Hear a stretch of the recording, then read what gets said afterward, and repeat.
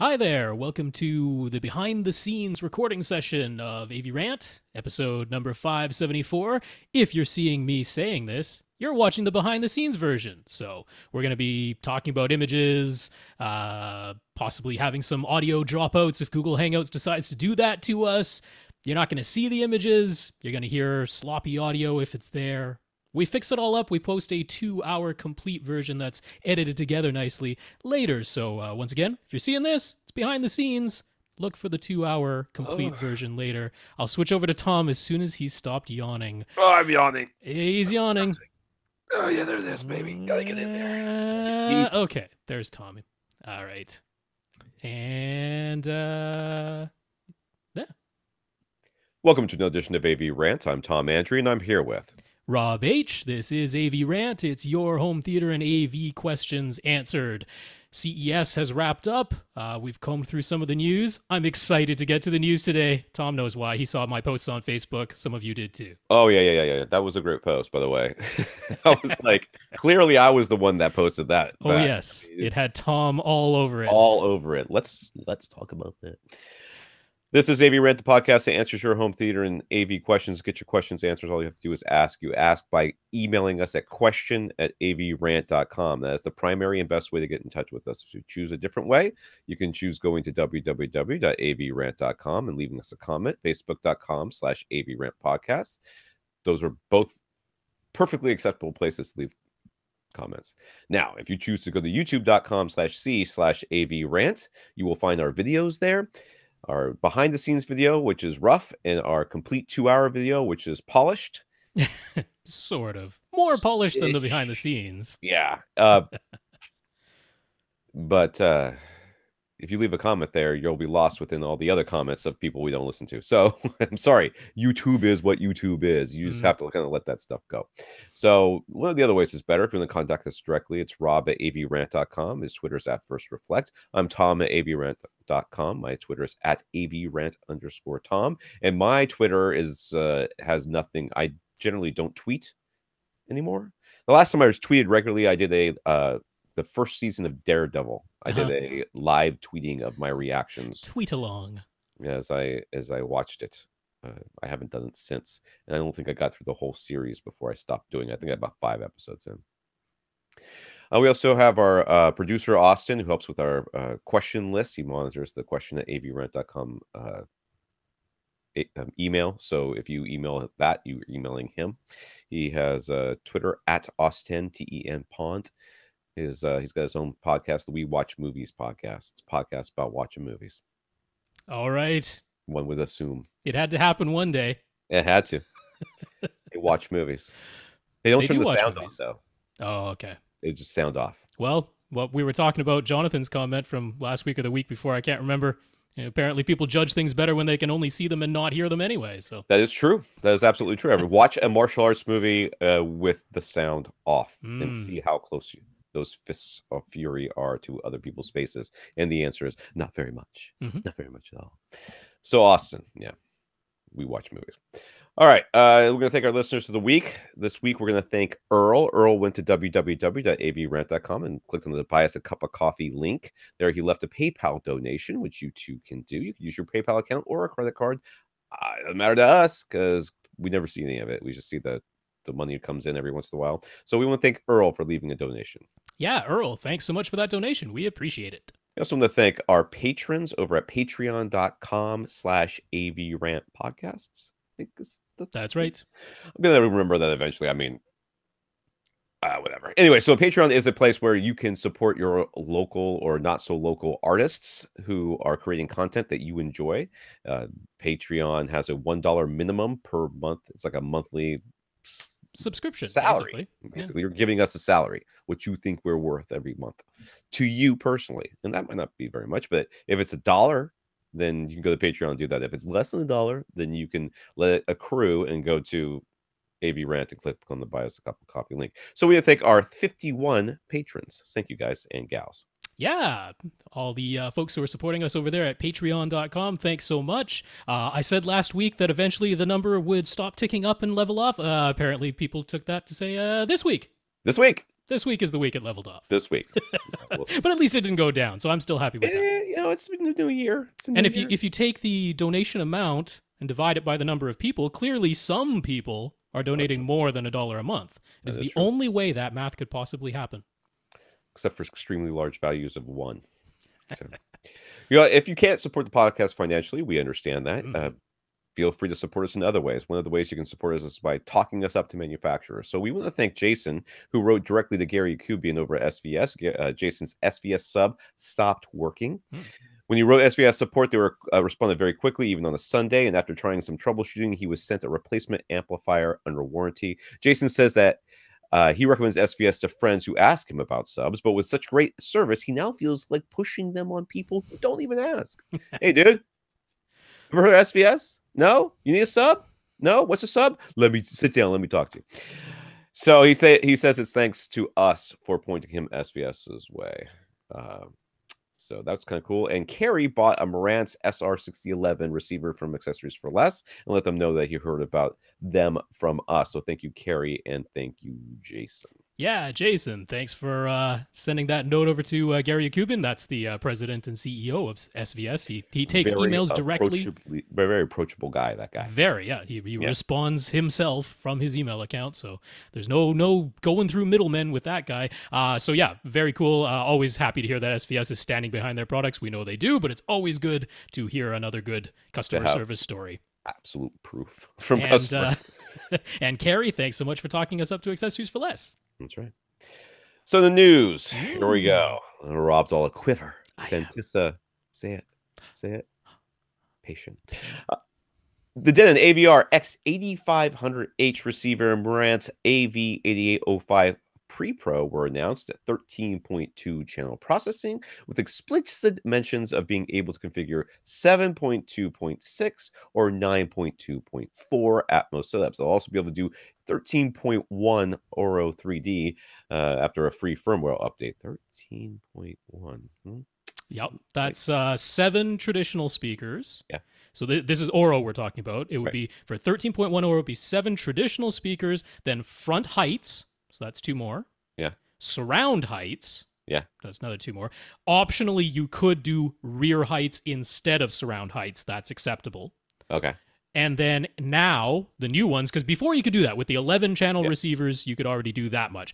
Now, the ones you can add on top of that are center height, so height speaker above your center speaker. Voice of God.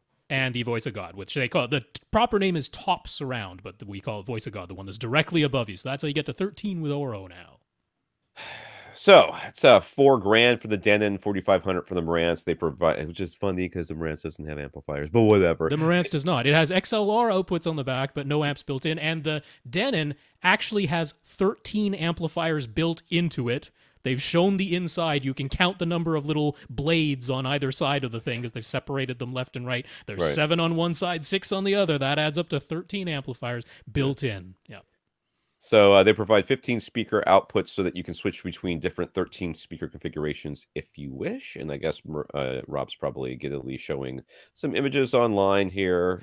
Well, so first of all, it's just fun to see all the speakers that can be connected. Right. Now, you could. This is where Rob gets excited. You definitely could not drive all of these simultaneously. You can drive 13 at a time. That's the maximum. You can physically connect 15. So one example is you could connect a 7.2.6 configuration with 3 pairs of overhead speakers, plus your traditional 7, and you could connect a 9.2.4 configuration, which would be the front wides, and you could switch between those 2 things if you wanted to. Probably not easily, but yes. That's one way. Or the other thing you could do, which is, I think what they were really sort of intending, is you could wire up that center height and top surround Voice of God speaker for Oro, and that would only be active with Oro. And then your other 6 overhead speakers would be active with Atmos. But yes, they're showing 24 different speakers plus 2 subwoofers that could be connected. Do we know if there's any limitations on which speakers you can pair up? Like, we know that at one point you can only have, you can't have top fronts and top middles or whatever it is. Or, right. You know, so do we know what limitations they have? So Denon didn't officially post the manual for the X8500H. For example, if you they put up the web page for that model, so you can go to the Denon website, the official Denon website, and look at the X8500 web page, and they have their downloads and documents section. And if you go there right now, it doesn't show the manual. However, some people sleuthed out that if you just put in the model number to where all the other manuals are listed, right. what do you know? The manual comes up. The manual is there. Wow. So it's there. So of course I looked through it. Yet, but it's still there. That's actually happened to me before, where I've pre-done articles for CES before leaving, and then people sussed them out and we got in trouble. Yeah. So I didn't capture images to show you in this video because the amplifier assign thing is very, very long, and that would be a whole lot of scrolling through images, but they basically outline all the things you can do. So what's happening on the back of this receiver is you've got your traditional 7 outputs, of course, and then they have height 1, height 2, height 3, and a height 4/front wide output. And you're like, wait a second, how can there be a height 4? Well, that's the whole thing of maybe I have front heights, top middles, rear heights, and center height and voice of God. And I'm going to be switching between those two. So when I'm doing Atmos, maybe I'm doing 7.2.4 and using the front heights and rear heights. Right. Or actually it could be 7.2.6 and the top middles. That would be one 13 speaker configuration. Then when I'm listening to Oro, I'm going to use the front heights, rear heights, center height, and top surround. And that's going to switch over to the height 4 outputs while switching off the height 3 outputs. Yeah, this but how is like Odyssey and the setup and everything going to have to work on this thing in order for... Well, I mean, Odyssey's just going to, during the auto setup, it is just going to attempt to output sound from every single one of those outputs and detect if something is connected to it. Right. So it's actually kind of interesting. What if you look through the manual and the amplifier assign? Height 1 is basically always assigned to your whatever is front height-ish. So that might be front heights, it might be top fronts, it might be Dolby front upward firing speakers. Right. It might even be top middles if that is your forward most pair of overhead speakers, but that's what height 1 will do. Height 2 is then whatever is rearmost. So that could be your rear heights, back Dolby upward firing speakers, top rears, whatever that is. Then height 3 is whatever's in the middle. So that might be your top middles. It might be surround heights if that's what you're doing for Oro 3D. It could also be the center height and top surround if that is the closest thing to the middle and you're using the height 4/front wides to be front wides. Because if those are front wides, then they're front wides, and that's it. So that's sort of how it goes down the line. Now, what's most interesting that I found in the manual, and again, they haven't even officially posted this, so maybe this is subject to change and we shouldn't take this as gospel, but it looks pretty complete. And I did capture this table, so if you're watching the video, you can see this table, or we'll have the link to the manual so you can look this up yourself. But this is under the listening mode section, the sound mode section. Yeah. And previously with all of the Atmos receivers, if the soundtrack wasn't actually Atmos, then you could use the Dolby Surround Up Mixer, right? So if you were listening to a 5.1, a 7.1, or even a 2-channel source, it could upmix it to make use of all 11 of your speakers. But one of the limitations of Dolby Surround Up Mixer previously is that if you did have front wide speakers connected, the Dolby Surround Up Mixer would not use them. They would just remain silent. Well, now they're showing, according to the manual, that the front wide speakers can be active with the Dolby Surround Up Mixer in this X8500 and in the AV8805 Pre-Pro from AVRant. So that is a first. This is the first time we're seeing front wides active in the Dolby Surround Up Mixer. Now, there's another interesting thing, which is that DTS has an equivalent. They call theirs the Neural X Up Mixer. Same idea. If it's 7.1, 5.1 stereo, you can upmix it to use more channels. And the DTS Neural X Up Mixer shows that it can use literally any speaker position that you can connect to this thing, including the Oro positions. If you happen to connected surround heights, center surround, top surround, any of those, DTS Neural X can actually send sound to it. But there was one more limitation. If you look really closely, you'll notice that DTS Neural X has a asterisk 2 and 3. And if you look what those say, Asterisk 2 says that audio can be played through a maximum of 11 channels when 11 or more speakers are connected. So it actually won't play sound out of 13 speakers. Dolby Surround Up Mixer will. That's mentioned elsewhere in the manual. Okay. So DTS... I'm not seeing the wides. Where are the... Oh, there they are, front wides. Front wides, yeah. They're kind of way back in that list. Yeah. Okay. So that getting kind of granular on it, and some people's eyes are going to be totally glazed over at this point. But it excites me because I'm a fan of front wides. Right, I like being, and I always bemoaned that the Dolby Surround upmixer didn't use them. The DTS Neural X upmixer could. But it's interesting that there's this limitation of 11 speakers max, and that goes for DTS X as well. You'll notice it has the same asterisk 2 as DTS Neural X. So DTS is limiting you to 11 speakers, whereas Dolby Atmos and Dolby Surround upmixer can actually use 13 simultaneously. There you go. Very exciting. Yes. There's no new Odyssey on this? It's still multi-EQ XT32, sub-EQ HT. I'm ready for a new Odyssey. That's the next thing that's going to excite me. Yeah. Believe me.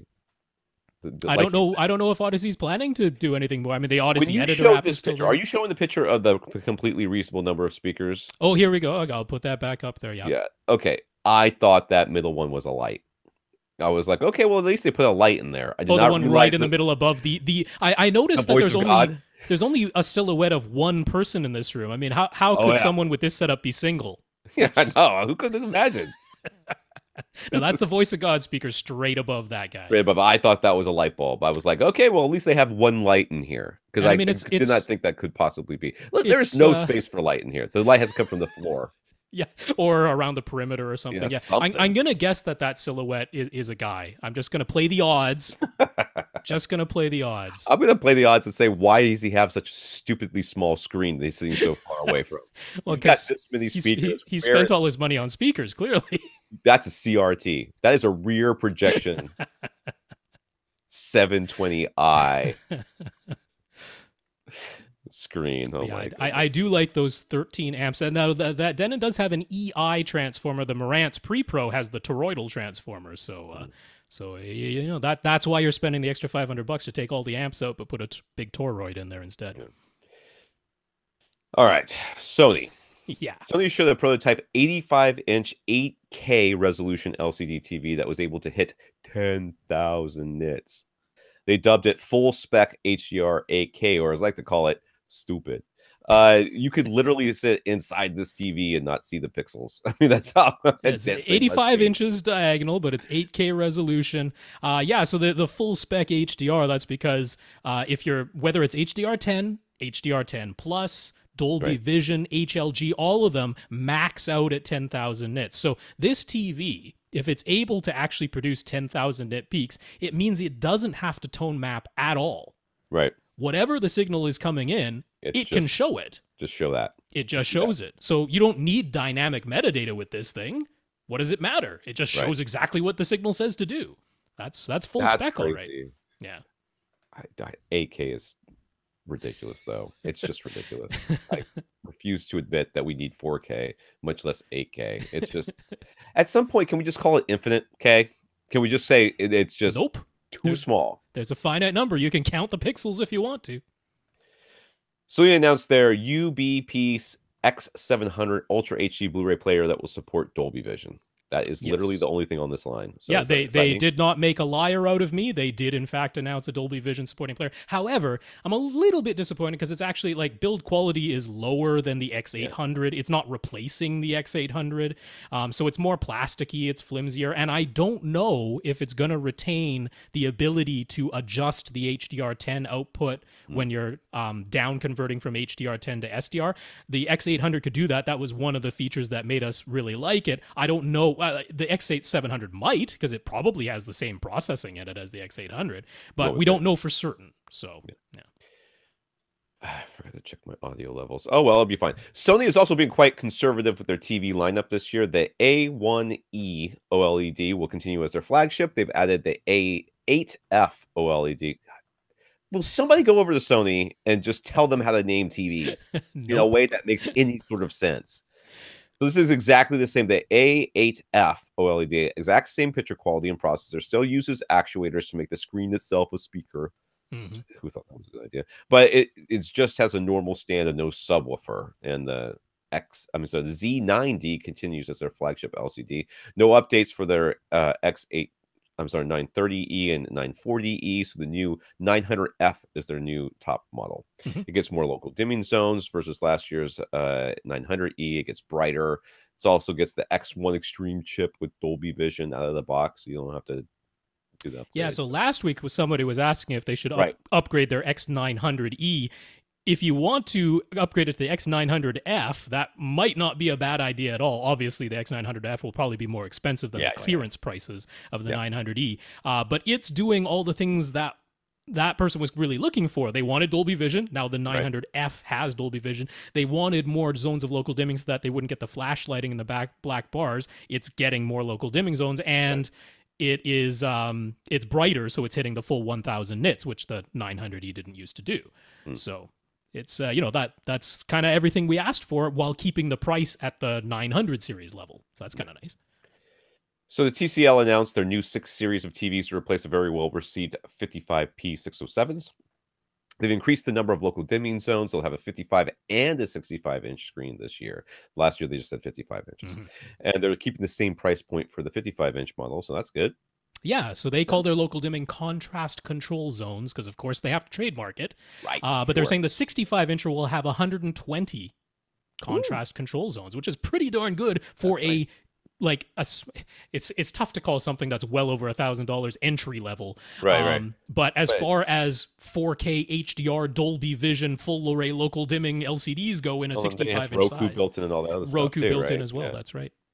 Yeah, so that's that's exciting. That could start to eat into Vizio's market. I could see that happening. Yeah, I can see that too. Yeah. I really like recommending the TCLs for. I've used them before. You know, there's just so many people right now who are getting very frustrated with having to use an external box for their streaming. So I've got a friend right now who's got a Vizio M series based on my recommendation, and it streams all the stuff. And he's got an Xbox 360 that he's been using to stream all his stuff. And he's like, I just want to use the thing that's in there. I don't want to have to use the other one. I'm like, well, use audio return channel. He's like, I did it. It's really soft. The volume's very, very low.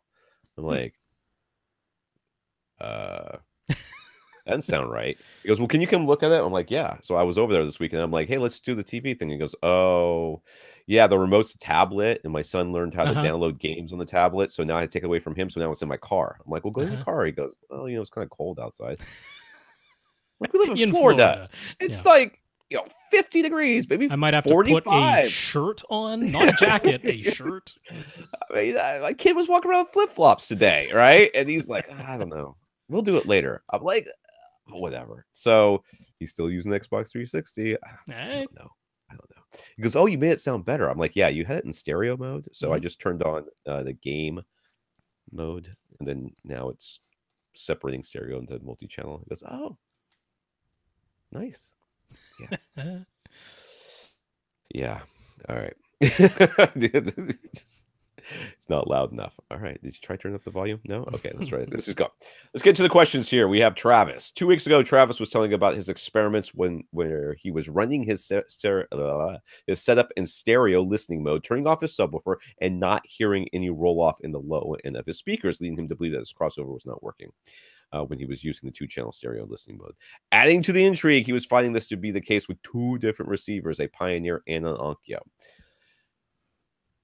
We asked for some clarification, so Travis wrote us back because we were like, there's a lot of things that could be going on here. It's could be in settings, could be this, could be that. But, so did you do this? Did you do this? How are you doing these tests? So first up, he was going to the back of his subwoofer and manually shutting it off there. The settings remained unchanged in the receiver, so it wasn't a matter of turning the subwoofer output off on the receiver, although he appreciates us asking, but being thorough by asking. Next, he had previously been sending the test signals from his computer, and his sound card offers a digital crossover when it sends out its PCM signal, but it seems to be a brick wall filter. If he sets it to say like 80 hertz, the speaker plays nothing below 80 hertz. They go completely silent anywhere below the frequency set by the crossover.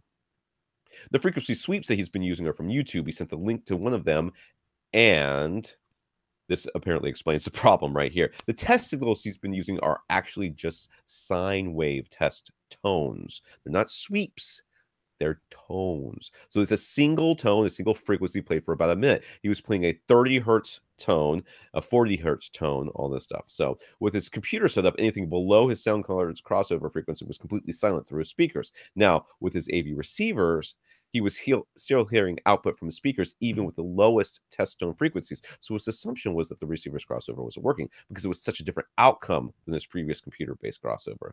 So with all of that now explained, what can Travis do to confirm whether or not his receiver's crossover is functioning and as it should be when he's using stereo listening mode? And to do that, you need to download an actual sweep. Yes. Not a test tone. So a sweep. And you use the audio check, right? Audiocheck.net, yeah, because you can create a sweep of your liking. Now, you can find sweeps on YouTube. However, strangely, most of them go from the low end up. Right. And really, you want one that starts at a higher frequency and goes down, which you can find on YouTube, but for whatever reason, it's more... Audiocheck.net gets what you want. Plus, Audiocheck.net lets you do a thing. They have a little check mark there that says marked. And what that does is it puts in a little audible squelch sound. It's kind of sound. It puts that in every 10 hertz. So you can sort of count down to have an idea of where you are in the frequency sweep audibly. So yeah, you really do need a sweep, because what should be happening is, let's say you start the sweep at 300 hertz. Sure. I wouldn't, but you're sure. Yeah, but it's just so you get a good I wouldn't, long because sweep. I would have to count the squishes all the way down to 80. That's a lot. Above that's 100, 12. above 100, it goes every 100 hertz. Oh, okay. So it'd be 1, 2, 100, 3, then 90, 4, 80, right. 70. Yeah. So it's not too bad. But yeah, it's started at, say, 300 hertz or something like that, and you're going to hear the sweep go, doo, and it should start to get quieter. It's not going to cut off, because it is not a brick wall. Right. It just should start to get quieter as it goes down. And almost all of the bass management filters in modern day AV receivers are a second order filter. That's 12 decibels per octave, which means that if you set the crossover to be 80 hertz, it's only 12 decibels quieter from the filter itself down at 40 hertz, which is still plenty audible. It's definitely quieter, but it's by no means silent, not even close to silent. So it is a crossover. The speaker is still playing below 80 hertz for sure. So yeah, when you were playing individual test tones and expecting at some point for them to be silent or near silent, no, that's not going to happen. And plus, we don't know if the signal level of all the test tones that were played from YouTube were mastered to the exact same level. Some of them might have been louder in the signal themselves because they're coming from different places. So you can take this and just burn it to a CD, or you can, depending on what your receiver you're using. The easiest way to do it would just be to burn it to a CD and then play it on something, or put it on a USB thumb stick. As long as you've got access to USB. Yeah. And it can play whatever file format you have it saved in. That's the easiest way to do it. I mean, you could even stream it, I suppose. I mean, it's not like it has to be super high quality. Well, that's problem solved. Do we know if he's tried that? I don't know. I have not heard back yet if he's tried that. Okay. Infinite Gary. Gary asks, are the new 2018 OLED models offering anything in the way of new anti-reflective screen coating? Gary finds existing OLED models to be too glossy and reflective. I haven't heard anything, but this idea of anti-reflective screen coatings is sort of like it's asking for, like, hey, I want like a mirror that's not reflective. It's like, yeah, we could make it less, but I mean, we did have matte screen LCDs. Yeah, but they were never non-reflective. It wasn't like the light going into them just disappeared. They were like a black hole of light. But they were just less. The matte screen LCDs did a pretty good job of diffusing the light. Like if you had a lamp, you didn't see one bright spot being reflected in your television screen. It just kind of spread that out into a mush. But the guy lives in Gary, doesn't he have like a blacked out everything? Everything's got in his theater room, but he doesn't have his flat panel in his theater room. Isn't that in like his kitchen or something like that, right? He's got a kitchen. He's got a spare bedroom set up. Yeah. I feel like the spare bedroom setup can be blacked out as well. But all right, have you heard of anything like this? Because I haven't. So the only folks at CES who were talking specifically about their screen coating was Panasonic. But they weren't talking about it being anti-reflected. They were talking about a new black filter so that it wouldn't have the magenta tinge when lights hits it, which is something that LG and Sony already did in 2017. So Panasonic was basically just 1 year behind on that screen coating. So they're all still glossy. If you have one bright light that's somewhere behind your screen, you're going to see that one bright light reflected in the screen. Now, personally, I think the OLED screens are pretty darn good in, say, just a regular room that has a window and there's some sunlight coming in, not from directly behind you, face onto the screen, but you just have a window with some sunlight coming in from the room. They're pretty good at not allowing that to wash out the image. It's not that you're not going to see any light reflected in the screen. You will. It's just that they don't let the image get washed out. They have a good screen coating for that. But yeah, if what bothers you is being able to see reflections in it, no, they're all still glossy. So he has an update from 2 weeks ago. He was putting 4:3 movies onto his 2.35:1 screen. Mm-hmm. So we were talking about the different options here, and the option I think we suggested was it's just going to be real small. You're going to have big black bars on the sides, and the 4:3 will be in the middle of your 2.35:1. So he tried that, but it was very, very small. And so then he tried stretching the 4:3 image to 16:9. So it was more of an HD image, and then zooming that in so the stretched image filled the entire width of his screen. And yes, that means that there is a light spill above and below his screen with some of the top and bottom of the image being cut off. Despite all of that, Gary preferred the image that way. So the people are a little fat and short. Yeah, their heads are cut off. Some of the image is cut right off, the top and bottom. You can see some of, if you're looking at the images on YouTube, you can see below the screen a little bit of reflecting below the actual border of his screen going on there. Yeah, so I don't know. I mean, that's not the way I would choose to watch it, but if the size of your image is what bothers you the most, then all right, you got to do what you got to do, I guess. This is a candidate for buying a 16:9 screen, and then I mean, if this is what you're gonna pay, I don't know how many of these movies he watches, but it's, whatever. He's happy. He's happy. I mean, I have the same problem. Like at the very beginning of Halloween, the first Halloween movie, if you saw like the opening credits or whatever, because of the way they did the credits, they wanted the entire image to be on the screen. Okay. Even on the 4:3, like the VHS, but I'm talking about VHX. So the VHS transfer, like everything looks normal because they cut it or whatever, they cropped it, the sides. But because of the way that the credits were done, the credit section where they're walking down the street, they squished everything together. So that was on the 4:3, and everybody was real thin, real tall, looking real weird, and stuff like that just drives me up the wall. So there's no way I could handle this in Gary's, but you know what? If it's good for him, it's good for him. I guess it's another argument for my iMac size screen. Then you could fill the whole height. You'd have black bars on the left and right. It'd still be there, but you'd fill the whole height. He would still stretch it. Probably. At CES, Sony announced their new X1 Ultimate processor, although they only showed it in the prototype model products. One of the reps claimed that with the X1 Ultimate versus the current X1 Extreme, the difference in image quality when upscaling content is dramatic. Other brands also talked about their new, more powerful video processing chips, and they all mentioned to some degree how they would substantially improve lower resolution sources. Samsung even claimed that they're using artificial intelligence to continuously improve upscaling as their processors learn to do it better and better. So what do we think? Do we believe these claims? Nope, I do not. Not dramatic, no. Dramatic. No. Okay.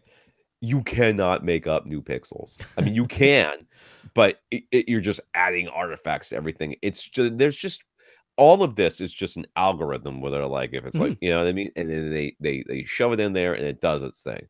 That's it. That's all it can be. It cannot be anything else. It can't be, like what you see on, like the CSI shows, where like, we'll zoom in on the license plate. Zoom in, enhance. Now enhance it.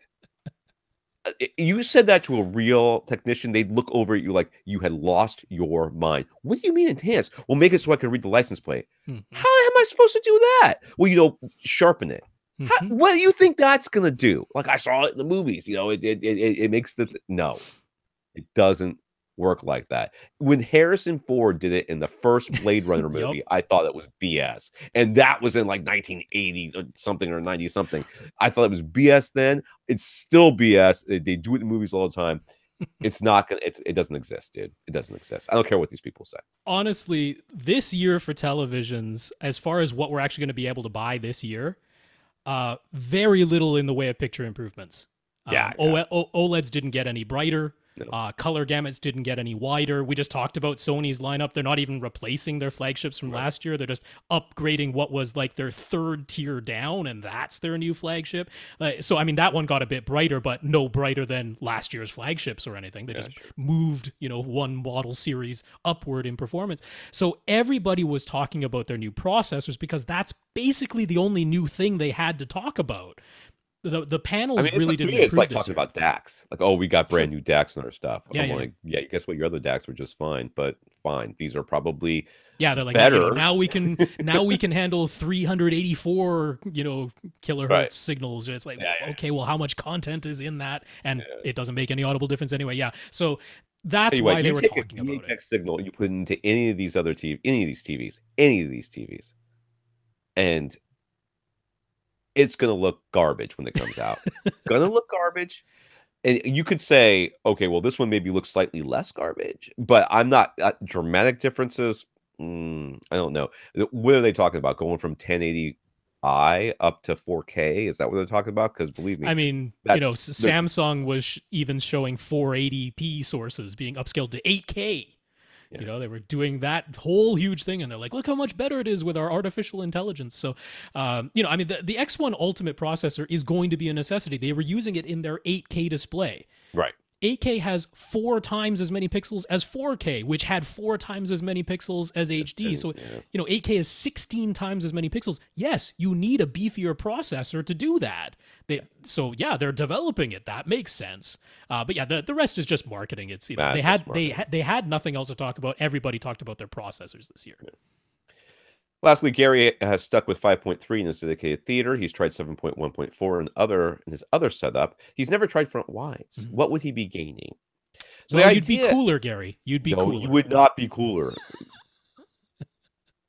Gary, don't listen to that serpent-tongued Canadian trying to lure you down the primrose path. The idea of front wides, Gary, is that you're controlling that first reflection.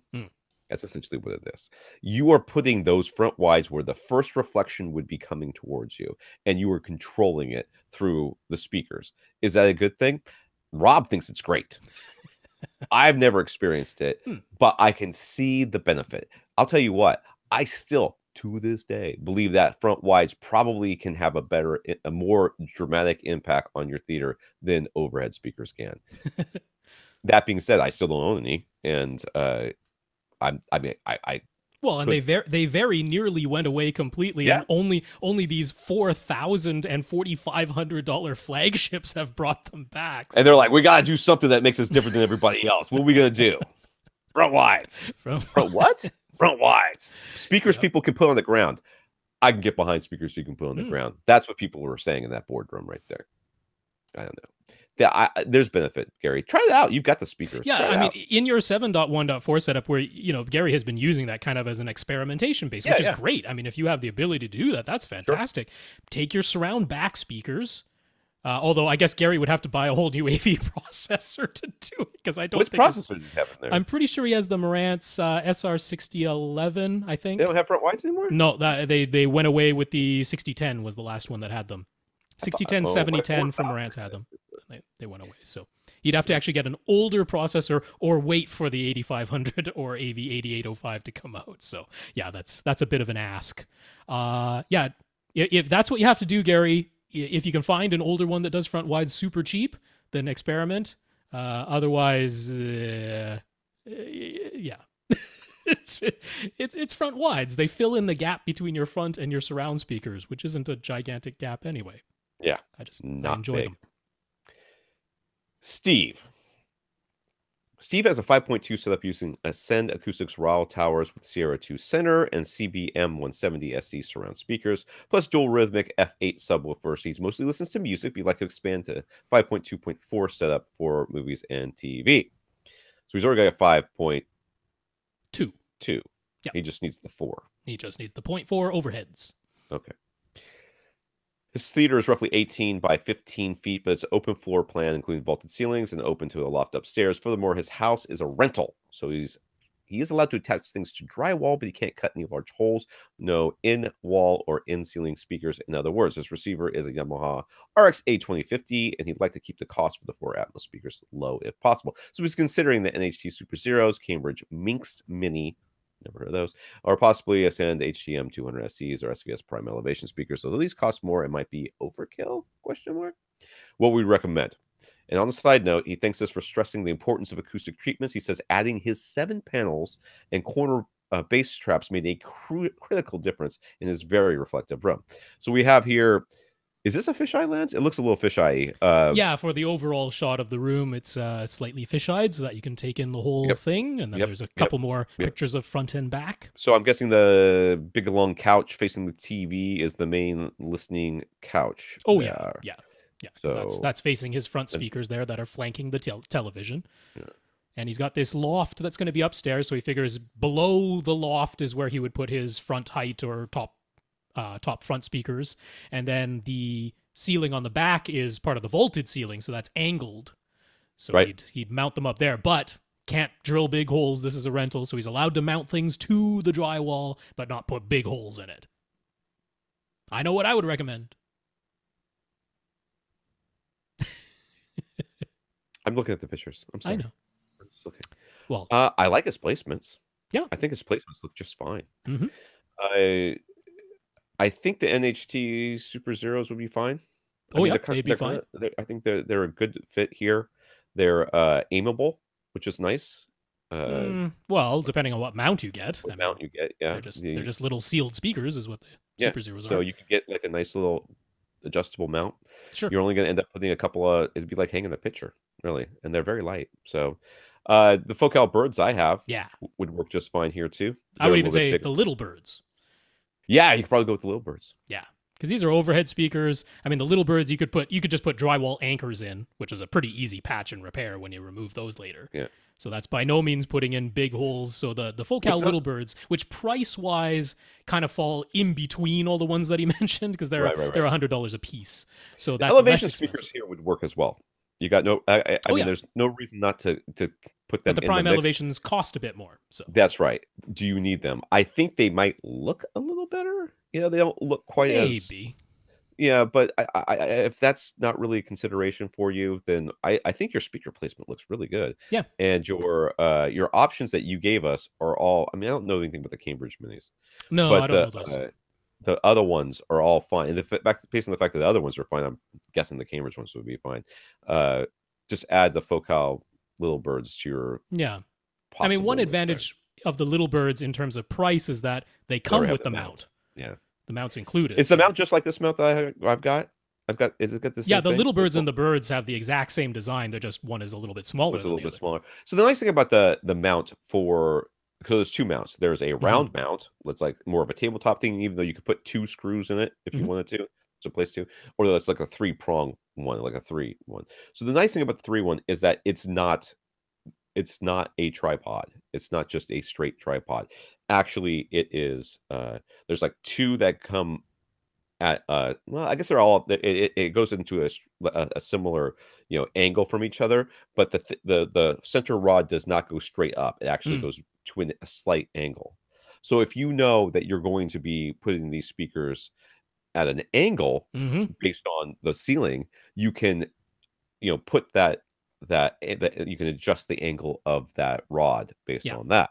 And really, for these things, if I found a board that was going and I put 2 of the screws into it, I'm not really worried so much if that third one has a drywall anchor. It's not going anywhere. It's you just got to make sure it doesn't rattle. That's pretty much it. So my vote goes for the little birds. That's what I'd go for here. But Super Zeros would be great. You just have to get a swivel mount that can mount them. Yeah, swivel mount. Very important.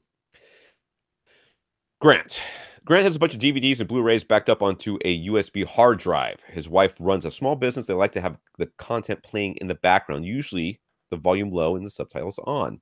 They also don't want to just have to keep interacting with the background entertainment, so they want the movies to play one after the other automatically. Grant had an old Sony S5200 Blu-ray player that was able to play the movies off of the USB hard drive, but none of his more recent players seemed to work. So for under $200, is there a way that he could play these movies off the hard drive and have them play one after the other with the subtitles on? Yeah, well, I mean, the first thing that of course comes to my mind is the NVIDIA Shield.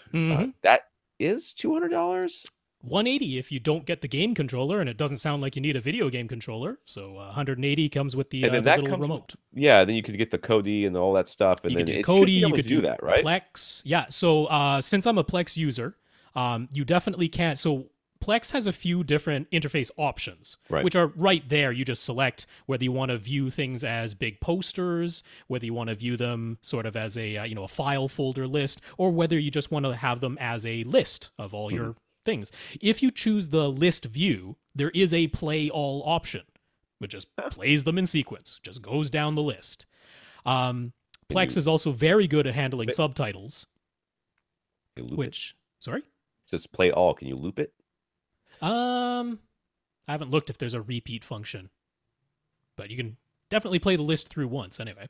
Yeah. Something. And then Plex is very good at handling subtitles. A lot of other players don't always get subtitles handled correctly, but Plex is very good at that. So Plex would certainly work. And the nice thing about the NVIDIA Shield is that Plex does require you have a Plex server and then a Plex player. And the NVIDIA Shield can serve both. It can be the Plex server and the player. So that's a great device that fits your budget and can do that with Plex. Now, Kodi should be able to do this. Certainly, if it doesn't do it natively, there's going to be some kind of plugin that lets you do all of this, because that's what Kodi's all about. It's just I don't use Kodi day to day. Okay. So I can't tell you firsthand whether that's exactly going to work exactly the way you want it to. But I mean, virtually anything you want to do playback-wise can be done with Kodi. It's just a matter of finding the plugin if it doesn't do it natively. So the NVIDIA Shield is a great Kodi player if you want to use it for that, but you can get a far less expensive box that'll play Kodi. For example, Xiaomi has their Mi box, MI box, which is $70. Walmart sells them for $70. Right. And that's a great box. That's an Android TV, same OS as the NVIDIA Shield uses, but that's a great box for loading Kodi onto. Plays things really nicely. It looks like a hub. It looks like the hub for the Harmony remotes. It's a similar design. Yeah. Does it even have a USB port? Oh, I didn't even check if it has a USB. I must have. They all have USB ports, but you're right. I didn't even check for that. I mean, how can I see it? The other thing is you can actually use an Amazon Fire TV as a Kodi box. It's not an official app, so you have to side load Kodi onto an Amazon Fire TV, but you can do that, and those are like $70 or $80 too. So, yeah. Dude, where are the specifications of this? Specs? It does say specs, but I don't know what inputs and outputs it have. Ports. USB. There you go.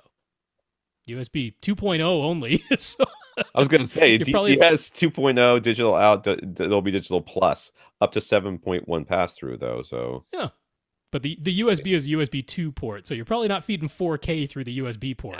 I don't think that was the case anyway. All right, that sounds like good. It seems like the NUC, the Intel NUC. Oh, an Intel NUC. That's a lot more expensive. I guess that's a full Windows PC. That's what I'm saying. It's a full Windows PC. I didn't know if that.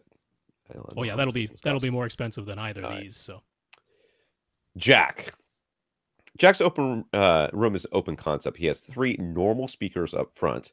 He's got AV normal ones in the back. But his surround and surround back speakers are in ceiling, and he's been using that as a 7.2 setup. Would it be a waste to add 2 more in ceiling speakers and try to expand to Atmos? And if he had 6 speakers in the ceiling, could he configure it for 7.2.2, or should he configure it for 5.2.4? Let's take a look. So he's got some sort of long, thin speakers up front. When we look on the ceiling here, well, we can't really see where they are in relation to. So what is that? This? Oh, okay, I see. So the surrounds are out wide. I'm going to assume the surrounds are quite wide to either side of his couch, and then the surround backs are a little behind his couch. Yeah, I don't know where you're going to put. The only speakers that you could add to this are top fronts, maybe. Top fronts, yeah. I could see adding top. So So to answer the question directly, if you were to add 2 more in-ceiling speakers, I would add them basically the same width apart as what is currently your surround backs. Yeah. But in front of you, about 5 feet in front of you, call them Right. top fronts. And I would configure that as 5.2.4. I would too. So I would keep the surrounds that you already have, and then instead of surround backs, I would call those top rears. Yeah. And then you would have added the top fronts. And that wouldn't be the worst thing in the world. I actually believe that this might actually sound better than calling them surround backs. I feel like they have a more genuine use back there. The surround backs are not so noticeable to begin with, and then you put them in a really compromised location as far as how high they are.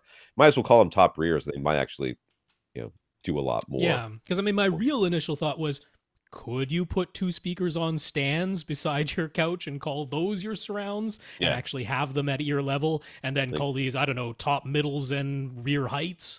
That could be an option. Can you do top middles and rear heights? You can do top, middles, and rear heights. You can't do top, middles, and top rears. That's not an option. But you could just call them rear heights instead to make that work. Yeah. That might be good too. I mean, yeah. But yeah, if we assume that putting speakers on stands beside your couch to be your surrounds at ear level, if that is a no-go, it's not going to happen then. Then yeah, I could see installing top fronts, and I would do it as a 5.2.4. Yeah, I agree. That seems like the best possible option here. Interesting. Yeah. Gabriel says he's been listening for years, but this is the first time writing to us. Gabriel's home theater budget has always been tight. For some reason, he spends more on his kids than his home theater. Dude, priorities. I have children. They go hungry. They wear hand-me-downs. Their shoes don't fit. 3 boys. My third boy, he ain't seen a new pair of clothes yet. But you got 4 overhead speakers now, so that's how that goes. Totally not true. So he's been running a Franken system for years, including using Logitech computer speakers and even Apple Pro speakers as surrounds. I have no idea what an Apple Pro speaker is, but it sounds I don't awful. either. But despite all that, he's been fairly happy with it, along with his Epson HC 720 projector on his 90-inch screen in his room, which is roughly 23 by 21. He came across some very expensive Paradigm speakers. Oh, this is that guy. Yes. Paradigm speakers on Craigslist. So he decided it was time for a speaker upgrade. $40 got him a Paradigm CC170 Center, and $20 got him 4 old-looking Paradigm bookshelf speakers. All right, so this is where he's at. That is a darn good deal, because Paradigm has always made good, if not great, speakers. Yes. So $60 all in for 5 speakers. If they work, good. I'm 100% behind this. I would have plugged them in and checked the surrounds for sure, for damage. But yeah, if they work, this is a fantastic deal. So the 4 bookshelf speakers don't have any labels, so he's just curious which models they are. He's pretty sure the smaller ones are the Gen 1 Titans. They have the spring clips instead of the full binding posts that were part of the Gen 1 design. But he can't identify the larger bookshelf speakers at all. They are sealed, have sharp edges, a black wood veneer, binding posts on the back, and 2 5.2 and 5.25 inch drivers with a tweeter in between them. The grills don't come off. Tried real hard, because I bet they do. No, these ones actually don't. So, yeah. And the way the Paradigm, I didn't say that they were break them at the time, but they will come up. The Paradigm logo and the binding post are oriented. They definitely seem like they were meant to stand vertically, so he just thinks it's a pair of center speakers. The woofers are from the CC170, and these larger dual woofer bookshelf speakers appear almost identical. So any idea what Paradigm model they are? So Rob, if you're watching the full video, you will be seeing the speakers side by side. We see a small one and a large one back to back. The small one does have a rear port and the spring clip type binding post. There's the screw down 5-way binding post on the larger speaker. Then somehow, for reasons I don't quite understand, there are woofers. So he took the woofers out? He took the woofers out somehow. I guess he unscrewed the backs. Without taking off the speaker grill, because you can see screws on the backs of these speakers. So we took them out from the back. He took them out from the back. You can do that. Usually they're screwed in from the front. That's weird. Usually the woofers are screwed in from the front. So I don't know. Anyways, So what do you, so I know you figured them out, but yeah, what? did some sleuthing. So yeah, he was suspecting that the smaller ones are Titan V1s, and yeah, that's exactly what they've got to be. Found a picture of the back of some Titan V1s. They look exactly like the backs of these smaller speakers. Just the ones in the image that I found have a sticker still on them that says Titan. So Paradigm Titans. That's pretty clearly it. Now the larger ones, it was a little hard to find. However, there was a clue on the back of the woofers because one of them has a label that went to the CC170, and the other one actually has it written right on the magnet itself. It says LCR 150 OC. Oh, so there was a model called the LCR 150s, and if you find a picture of the back of those, well, it looks a heck of a lot like the back of the bigger speakers. And they were a sealed design with grills that did not come off. So I've got an image there where you've still got the sticker on it that says LCR 150. That definitely looks like the back of the larger speaker. Nothing is saying that that is not the speaker, so I'm pretty sure it's the LCR 150, which, as the name implies, was capable of being used as a left, center, or right. So it makes sense that it has that type of design. Yeah, woofer, tweeter, woofer. That's what you would expect to see. So he asked, should he use the larger, not sure what model they are, speakers for his front, left, and right, along with the CC170 center, or should he use the Titans, since at least he knows what model they are? Well, now you know what models they all are. That's right. And without knowing the models, I would have told you, just by the driver configuration and the size, I would have said use those as your fronts and the smaller ones as your surrounds, for sure. And I would have been right. So, pat myself on the back right now. Being right. That's an easy call. You always put the bigger speakers up front. They're going to be farther away from you, and they're by definition, if not surely by design, able to handle more power. Yeah, and you're going to be asked to play more content than your surround speakers for sure. Now, if you were really concerned, there is no reason why you can't test them all in the different locations and give it a try, experiment, give it a go. But my gut is that you're going to like the bigger ones up front and the smaller ones aside. Jonathan is enjoying Floyd Toole's sound reproduction book. He came across one section that indicates standard perforation cinema screens that create a substantial roll-off in the upper, mid to high frequencies. For example, if a speaker measures ruler flat within the listening window anechoically, it'll have a high-end roll-off that basically matches the X curve once it is placed behind a perforated cinema screen.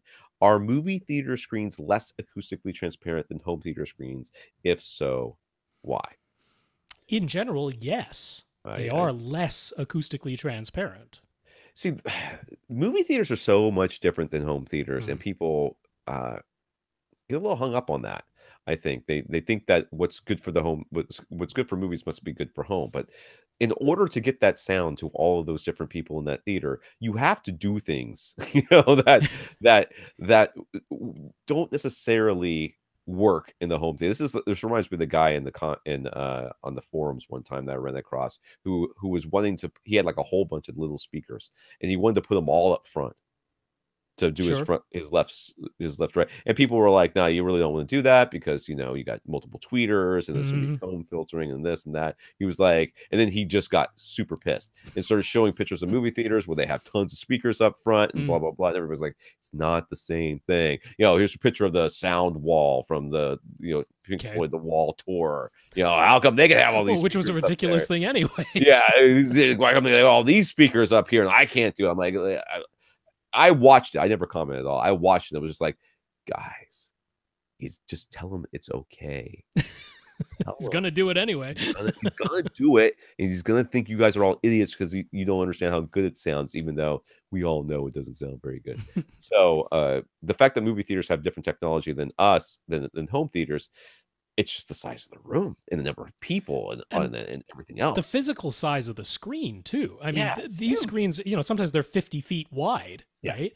You don't have that type of screen in your home. You can't put that many holes in it to let all the sound out and have it not collapse under its own weight. And, they're overwhelmingly, they're vinyl screens. They're not woven like the ones that we get for home use. So Illunavision actually had a nice little graphic. So I'm showing that on the YouTube video. So over on the far right side, that's your traditional vinyl perforated screen. And it's a screen. It's a vinyl screen with holes punched in it. So this is a photo taken 2 feet away from the projected image, and if you can't see this, I mean, the holes are. It looks like somebody took like a hole punch from your, Yeah. You just punch a hole in paper and just punched holes like at an inch apart. Yeah, I mean, but it there's is also a perforated. substantial amount of solid material Yeah. in between each of the holes. Yeah. But that's necessary for the structural integrity of your 30 to 50 foot screen. Right. Sure. That's just something that has to be done. So yeah, there's a substantial amount of sound being blocked. Now, as you move farther and farther to the right in this image, you're seeing tighter and tighter weaves. So one is a micro perforated screen next to that, which is something you might get at home, what they call a micro perforated screen with much smaller perforations, much closer a different together. image because mine's going left. Like the big holes are on the right.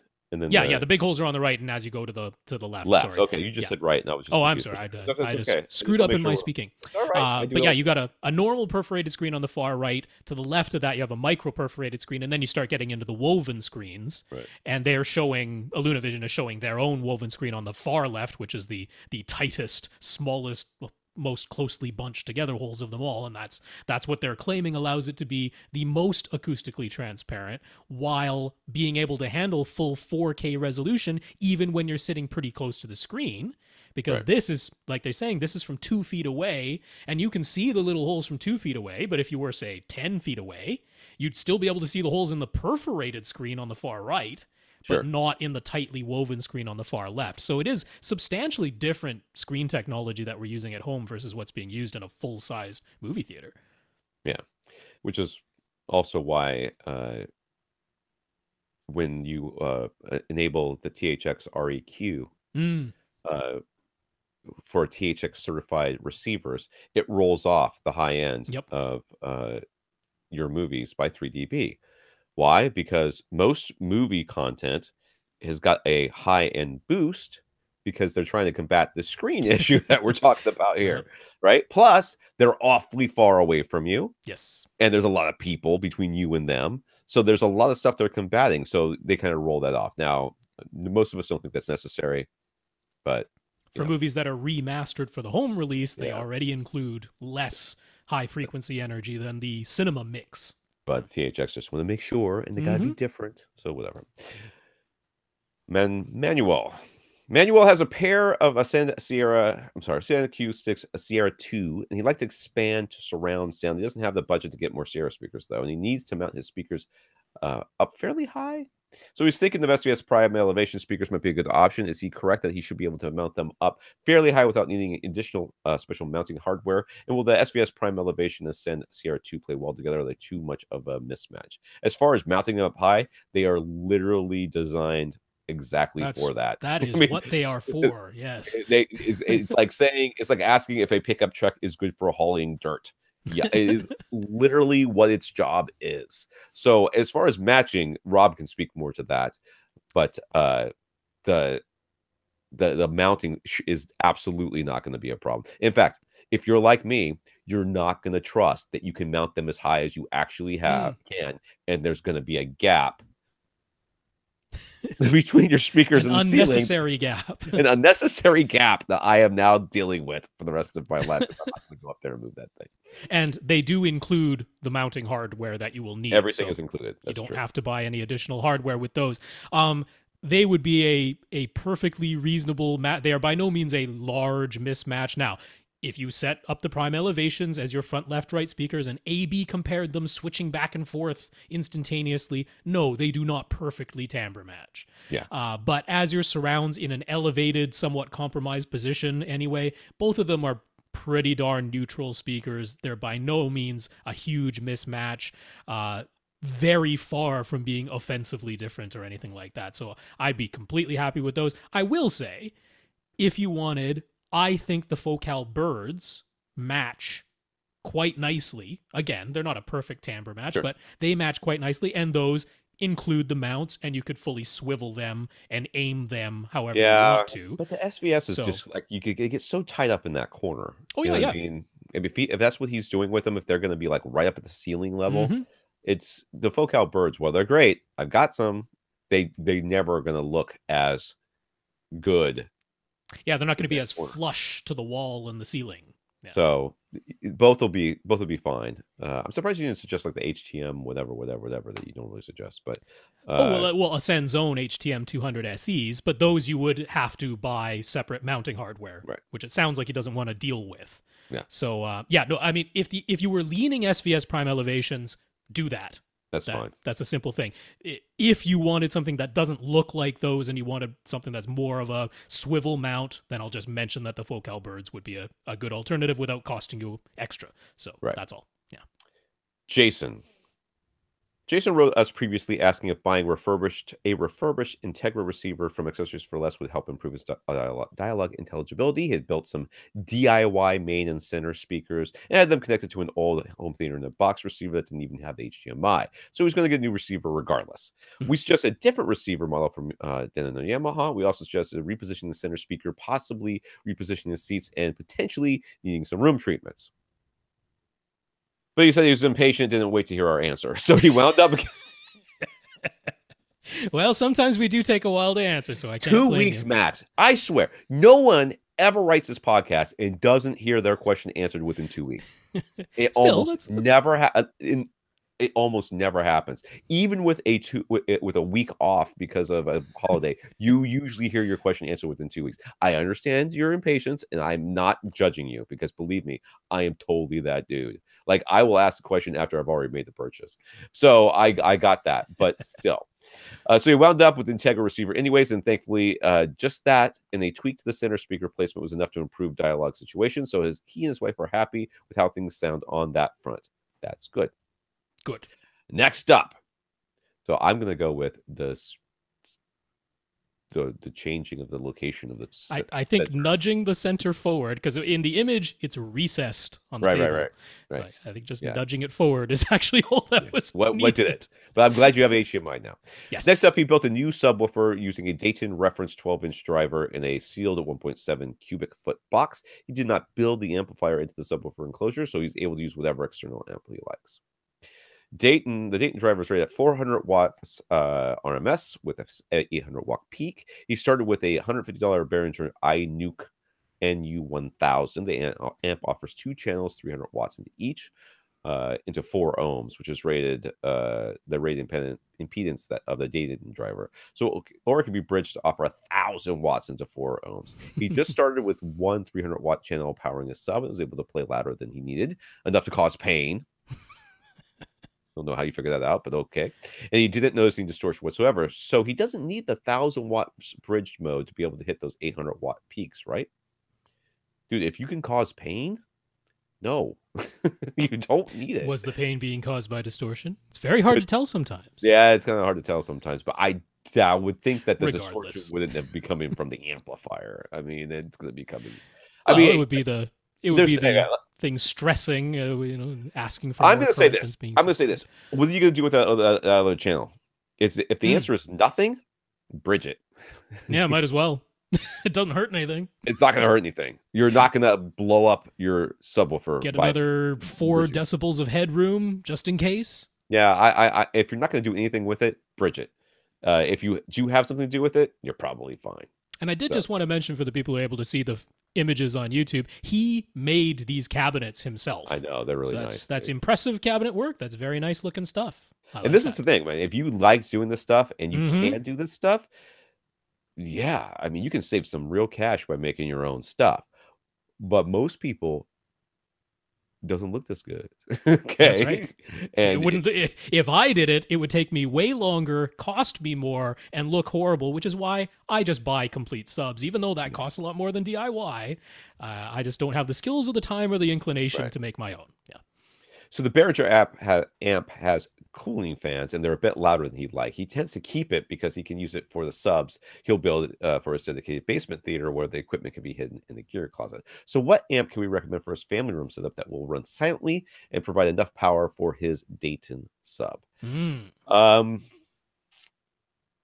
So there are like tons of pro amps out there, like Crown. Yeah. Right. And what's the other one that's everybody always talks Pile? about? No, it wasn't it. That's the one I was thinking of. But anyways, they most of them have fans, just like this Behringer does. But they do offer models that don't.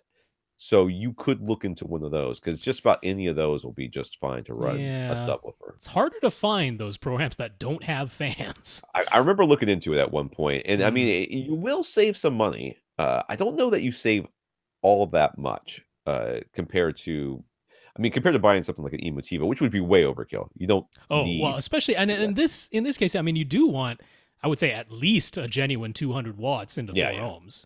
Yeah. The 4 ohms? Yeah, 4 ohms. Yeah. At least, in 4 ohms. It's a 4 ohm driver, so you want at least a genuine 200, if not 300 watts into the 4 ohm load. So you're going into the higher end, right, of what would be full range amplifier. So that seems unnecessary to me. And I agree. Kind of inefficient because you really only need the sub frequency. So Dayton themselves sell subwoofer amps that are like, could go in a rack or just are standalone. Right. So for around $200, they have a 230 watt model, the Dayton SA230. You can get it from Parts Express or get it directly from Dayton if you want to. Now, that's actually more money than he paid for less wattage, but that's because it's a Class AB amplifier, and that one is passively cooled. Okay. So that's one option, but I was thinking, he's so good at building cabinets for stuff. Would it really be that bad to just buy a plate amplifier, the type that's designed to be built into the back of a cabinet? Now, he's not actually going to build it into the back of his subwoofer cabinet, but maybe he just makes himself a nice little box to hold the plate amplifier because he's so good at the cabinet work anyway. Right. And then you could get you could get a bash amplifier, which would be a great Bash literally is the amplifier that everybody uses if they don't make their own. That's right. If you don't make your own subwoofer amplifier, you use Bash. So I mean, Bash uses Bash forever. Oh yeah, and HSU still uses them. That's who they use as Bash amplifiers. So they have a 300 watt plate amplifier that's $145, so slightly cheaper than the Bare and Dry nuke that you bought. Plenty of power. It's meant for subwoofers. It's not in its own, rack ready or freestanding case, but sure. I'm like, he's so good at building cases. You need to build a little case for it, right? A little case for it. And it's set right next to the subwoofer. Like on like little AVRant mouse pads. Oh yeah. Loudspeaker isolation pads. A couple of those. I'll give you a deal. A 2-for-1. $200, 2-for-1, man. I gotta hook you up.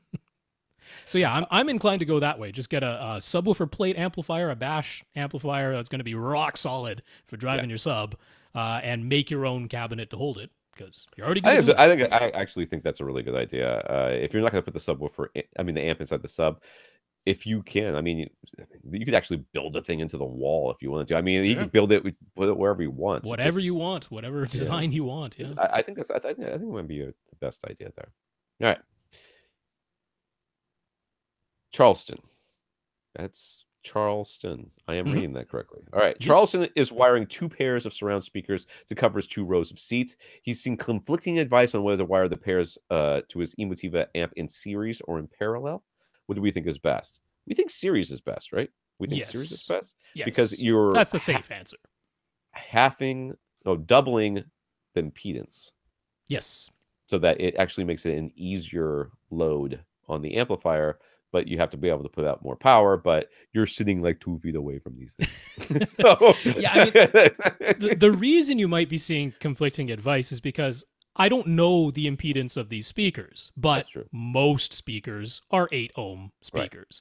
Right. And by the looks of these speakers, there's nothing that would make me think they're not 8 ohm, although they might be something. They could be 6 ohm or 4 ohm or something, but they're probably 8 ohm speakers.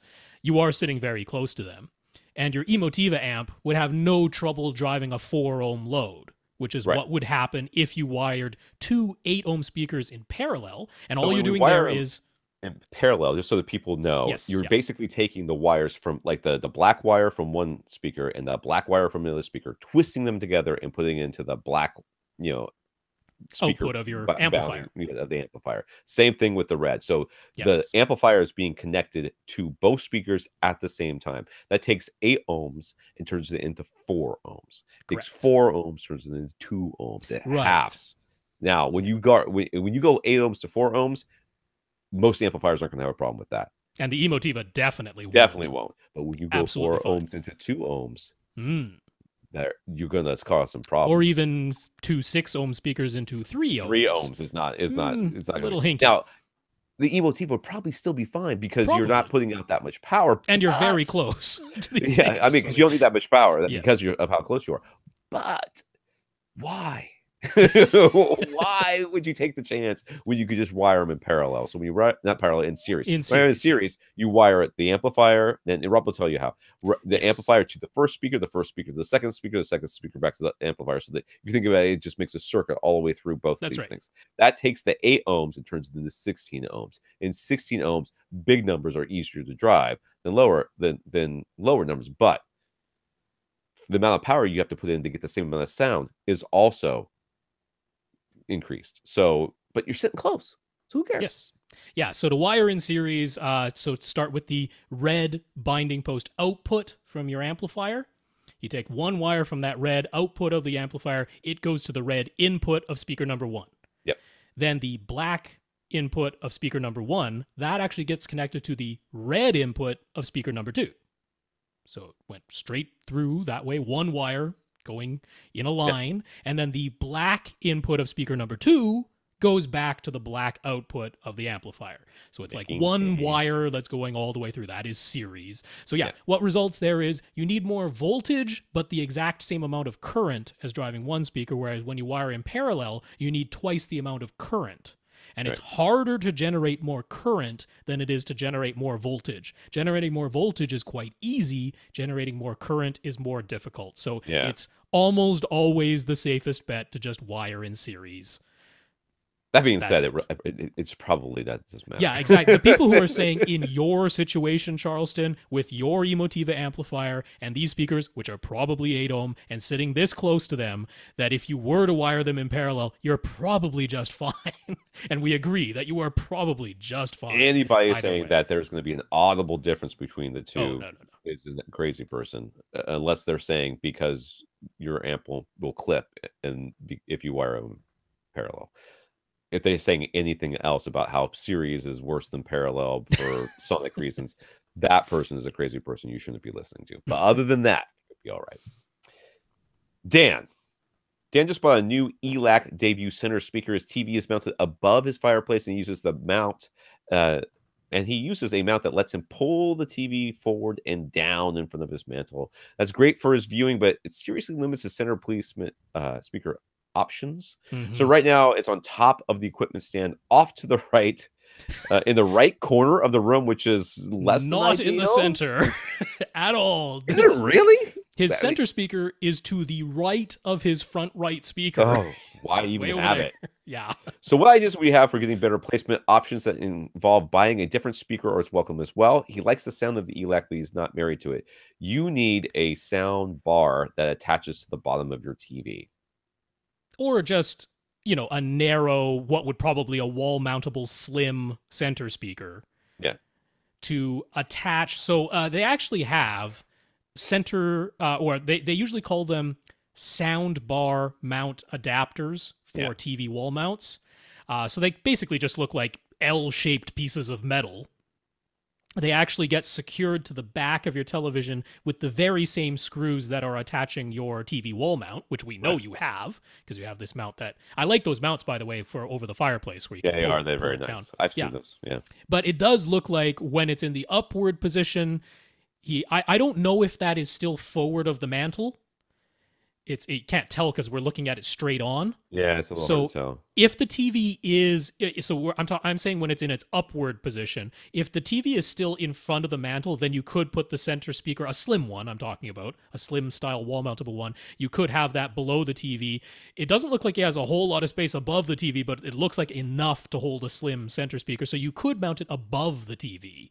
Yeah. And then when you pull it down, so the center speaker is going to be physically moving along with the television. TV. Yeah. That's 100% my suggestion too. And I said like a sound bar simply because there's going to be a sound bar guaranteed that is the size of your TV and it's probably meant to be working with your TV and everything. But he's already got these front towers, so I'm assuming he doesn't want to supplant those with a no. I mean, you don't hook up. You're just going to hook up the center. It's part of it, I see. Or have it play all center the same content through all three of the. Well, that's possible. Yeah. You're not going to have it supplant that. You're just going to give it the center information to play.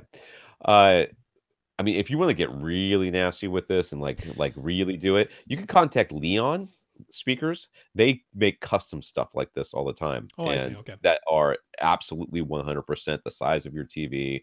They will work exactly right. And you say, all I want is a nice big center channel up on this thing, and that's exactly what they'll give you. Now, it won't be cheap.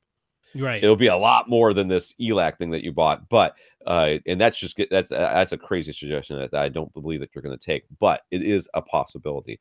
And who was it was it RBH that came out with the new speaker that changes widths?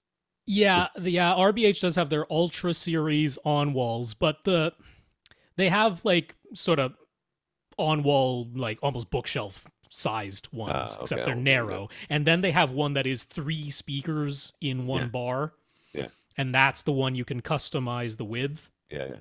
But again, now you're either not using 2 sets of those drivers, or you're having all 3 of them play the same signal. It's kind of. I'll be honest with you. I mean, the setup is kind of clean looking. I mean, other than the fact that there's a speaker off to the side, doesn't make any sense. But I want the bar to be the right size. More than anything, I want the bar. I don't want just a. No, but I mean, if it's nice and slim, it doesn't have to be the exact same width as the TV. I kind of think it does. So I had one suggestion, because when I was looking for slim wall mountable center speakers, I had a heck of a time finding any that I actually thought sounded half decent. Right. And I basically found one, which is Revel's Concerta C10 on wall center speaker. It's nice and slim. It includes a wall bracket that would attach just fine to those L-shaped metal brackets that are meant to hold a sound bar onto your TV wall mount. So it has the correct hardware that'll work, and that bracket then allows you to tilt the center speaker up or down. Right. So it has all the features you would need. The problem is it's $500. It's a little bit more expensive than that ELAC. It is. Although it's not, at least it's not astronomically expensive, and it sounds good. It's got the right form factor. It's got all the hardware. You can just take the ELAC and attach it to the top of this thing, right? I mean, when it came right down to that'd be a bit of a thing. You'd need to work in some brackets to attach to that, because that's a full-sized center speaker. And then I'm not sure if he actually physically has room, because if when this TV is in its upright position, if it is not in front of the mantle, then that ain't gonna work, and he doesn't have very much room above it. I'm looking at that right now. I can't tell. Does that thing have it looks like it has it's right near the roof, right? With that little. Well, he's got like a tray ceiling, so he's got like a soffit that's going all the way around, and I think the TV is under, when it's in its upright position. There was another company named Artisan that used to make speakers that would go along the sides of your TV too. And you could maybe Magnapans. Oh, right. Let's just go with Magnapans, right? But that's way more expensive too. Yeah. I mean, I keep coming back to the Revel because it has all the features you need, and $500, while expensive, is not completely out of the realm of possibility. What about those thin on-wall Kefs? See, they're super skinny from front to back, but they're actually kind of tall, wide. Yeah. I know, man. Okay. You might have to do this. You might have to keep your TV in front of your mantle from now on. All the time. Defeating the whole just so that I mean, it doesn't have to be like in front of, like as far down. I mean, just like physically, like up high, but just forward enough so that your speaker can hang below it. I say get the Revel. Or you could get two side speakers, one on either side of your TV, and run them in mono, and run each one in mono, playing in series. Center. Wire them in series as your center channel. Could do that. No matter what, the other option, which is probably the cheapest and maybe the option you should go with, it's just unplugging that ELAC speaker and not using a center channel. Going Phantom. Just going Phantom, because that's certainly better than having the stuff that's supposed to be coming from the TV coming from, or just never turn on your fireplace and put a center speaker stand right in front of the thing. I'm sure that'll go over with the aesthetics committee. Oh, come on, man. Just every time you're watching TV, just wheel in a center channel. Put it on a little tray. Well, he You does know? have to walk up there to pull the TV down anyway. You're doing it so- anyways. Put it on the mantle behind the thing, and then there's a little stand off to the side. Bring the stand out. Boom. Done. Bob's your uncle. I don't even know what that means, Bob's your uncle. Where did that come from? I don't know. It's a saying. Bob's your uncle. I'm Robert. I could be called Bob, and I am an uncle. So there you go. Bob's It's true for my niece and nephew. I'm Bob trying to is think their about it. uncle. I have a lot of family. I don't have an Uncle Bob, though. My mom was one of 11, but there's only 2 boys, and it was David and Jerry. So I got no Bobs. Oh, well. Dave from Twitter. Dave picked up a refurbished Martin Logan Motion Vision soundbar that did not include the remote. He figured he just uses Harmony 1. The Motion Vision soundbar has a subwoofer output, so he connected his Dynamo 300 sub, but no sound came out of the sub. He knows the Dynamo 300 is functional. Any ideas? Did he get the Harmony remote working? That's going to be the first question I'm going to ask. Is there some button you're supposed to press to make this thing work? So I found the manual for the Mountain Logan Vision soundbar, Motion Vision soundbar, and it does say in there that there are 3 settings for the subwoofer output. But one of them's off. One of them is off. Don't use it at all. One of them is wireless, which is the default. Oh, geez. And then the third one is wired. And you must change it to wired if you are plugging it into the subwoofer output. So I wasn't sure because, I mean, there's basically a menu button. On the original remote, there's a menu button. And menu then lets you go to settings, which then lets you go to subwoofer out, which then lets you cycle through. It has to have a display on it, or you have to connect to the TV or something?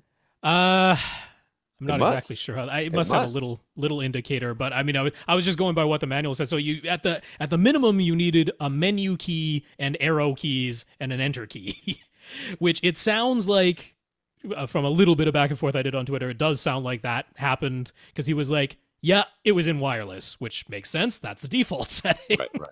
So by default, they've set it to be a wireless sub. They do have a sub that's optionally you can buy that goes with this, so that kind of makes sense. But he had a regular sub that is wired, just had to switch it to the wired connection, and that should take care of that. Yes. So do we know of any full 18 gigabits per second HDCP 2.2, HDMI 2.0 rack mountable HDMI switches that aren't ridiculously expensive? I mean, anything's rack mountable if you try hard enough. I'm just gonna put that out there as you. That was the part that was tripping me, was it wanting the rack ears built in. Right. Why do you gotta have rack ears? I mean, there's lots of things that you could just. You know what you could get in a rack? A shelf. You know what you can put on a shelf? Yeah. A switch. Yeah. Yeah, because I was like, I've never seen a rack that does not have the option to make to have a shelf. Yeah. So I'm like, get a shelf. Then I would get what are my favorite HDMI switches that have the full 18 gigabits of bandwidth and HDCP 2.2 and handle HDR and all that, which is Sewell's switch deck. Right. So Sewell has a 5-in, 1-out HDMI 2.0 with HDCP 2.2 switch deck, and I believe it's $65, which I do not count as ridiculously expensive. I don't know, that's the largest one they have is 5-in, 1-out of that. Yeah. So that may or may not be enough. Right. But you could get 2 of them if you need more. Put them side by side on the shelf. It'll look Yes. more like it was rack mounted. I don't know. But it's not a rack mountable design. Yeah. It's definitely smaller. It doesn't come with rack ears, so you'd have to put it on a shelf. I mean, I was looking at Geffen because I was like, of all the companies, it's probably going to be Geffen, but the only ones they have that are actually like full rack mount with included rack ears are like their matrix switchers. Right. Their regular switchers are like, it looks like they're meant to be like screwed onto a wall. Like that's what they look like. Oh, so they're probably mounted behind the TV, maybe. Yeah, they're kind of like flat, and they have like screw holes. It looks like you're just supposed to like vertically install them on a wall. So even he was pointing to like DVDO has one, but it's like $800 or something stupid, you know. So I'm like, yeah, I'd install a shelf and I'd put in a Sewell switch deck. That's what I would do. I mean, if the problem is you want it to be nice and secure, and that with the rack, just super glue the thing to the shelf. We are not super helpful on this one. I'm sorry. I wonder if oh, it's so bad. Just like, just super glued it down. And then I put some duct tape. What's that custom installer company that James Bujol always recommends? Snap AV. Oh, Snap AV. I Yeah. wonder if they have. I mean, you wouldn't be able to buy it yourself. You'd have to get it from an installer. But I wonder. So if either they get have a shelf something. and get the ones that he's recommending, or call Snap AV. That's our recommendation. Yeah, that's going to be your best bet because everybody else is either going to be stupid expensive for no good reason, Yeah. or more expensive than the Sewell for no good reason. It's all no good reason when it comes to stuff like this. It's because of who the clients are. The clients are not using their money, or they have so much money it doesn't feel like their money when they buy stuff like this. So no one cares. No one cares what the prices were. So I don't want to reveal too much because this is a person who's a friend of mine, and he works for, I don't know if it's a hospital or not, but it's in the medical industry, and he does some purchasing. Mm-hmm. And he started talking about cables that he had to purchase that were very similar to an HDMI cable. Sure. And he was like, I just can't believe how expensive some of this stuff is. It's simply because of the business that he's in. It's ridiculously expensive. And this is exactly what I mean. The fact that something's rack mountable suddenly increases the price like 5,000 fold sometimes. They sell far fewer of them. So yeah. All right, Ken on Facebook. So we have a 13.2 channel AV receiver from Denon now. Why is it still only 0.2? If we're going to have that many speakers, aren't we definitely going to do 4 subs? What are they going to put out next year, dude? What are they going to do next year? Plus, you can't blow all your wad in 2018 when you know 2019 is just around the corner. If those are all going to be independently volume and distance set as well, that's some extra processing on top of that. Onkyo did have 4 subwoofer output plugs at one point. Yeah, but they're all mono, weren't they? No, they were. Were they stereo? Stereo, but stereo and then split.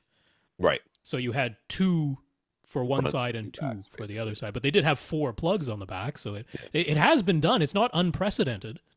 Well, I mean, okay, Ken, my thought on this is most of the time for people who are rocking 4 subs, 2 of the subs are almost always the same distance from the seated location. They're both at the back of the room. They're both on the sides of the room. They're both at the front of the room, something like that. Where equidistant. The distance is negligible. We don't need 4 independently distance. I mean, that's what you add $100 mini DSP for if you want to. Then sure, you can have it all 4 independent or more. You can go more than 4 if you want to. Yeah, I don't. I mean, hey, they are adding stuff to receivers. They've been. I did not expect to see 13 amplifiers in a. I mean, $4,000 is crazy expensive, but it's still consumer level. It's not $30,000 like the Trinov. Yeah. I'm amazed to see 13 amplifiers. I just hope. I would like to see. I'm looking forward to Gene's tests of those amplifiers to see when we start seeing distortion. Well, I mean, the 6400 that's out there right now with its 11 amps built in. I mean, it's pretty darn solid, driving all 11 speakers. So I would assume that Denon would do a good job with it. Yeah. So, I don't know. We'll see. Steven in Australia. Steven is looking to replace the 65-inch Sony 65X900A. That's the TV I have. LCD TV with either an LG C8 or a Sony A8F OLED. That's the new one. Those are the new ones. Yeah. Brand when new. they are released in the next few months. There are still a lot of TV broadcasts in 576i in Australia, so upscaling is important. He knows that the Sony will upscale well, but he isn't sure about the LG. How will the new A9 processor stack up against Sony's X1 Extreme processor? All the demos of the LG's OLEDs he's seen were always showing pristine 4K HDR native content, and the sales guys never seemed keen to allow, I love the word keen, to allow him to plug in his own content for testing. So what do we think? We think you stop being a nice Aussie and start being a little bogan and just say, I'm going to plug it in anyways, or I'm not going to buy this thing. Honestly, dude, scaling is so, I mean, they kind of can do it pretty good, like all of them, right?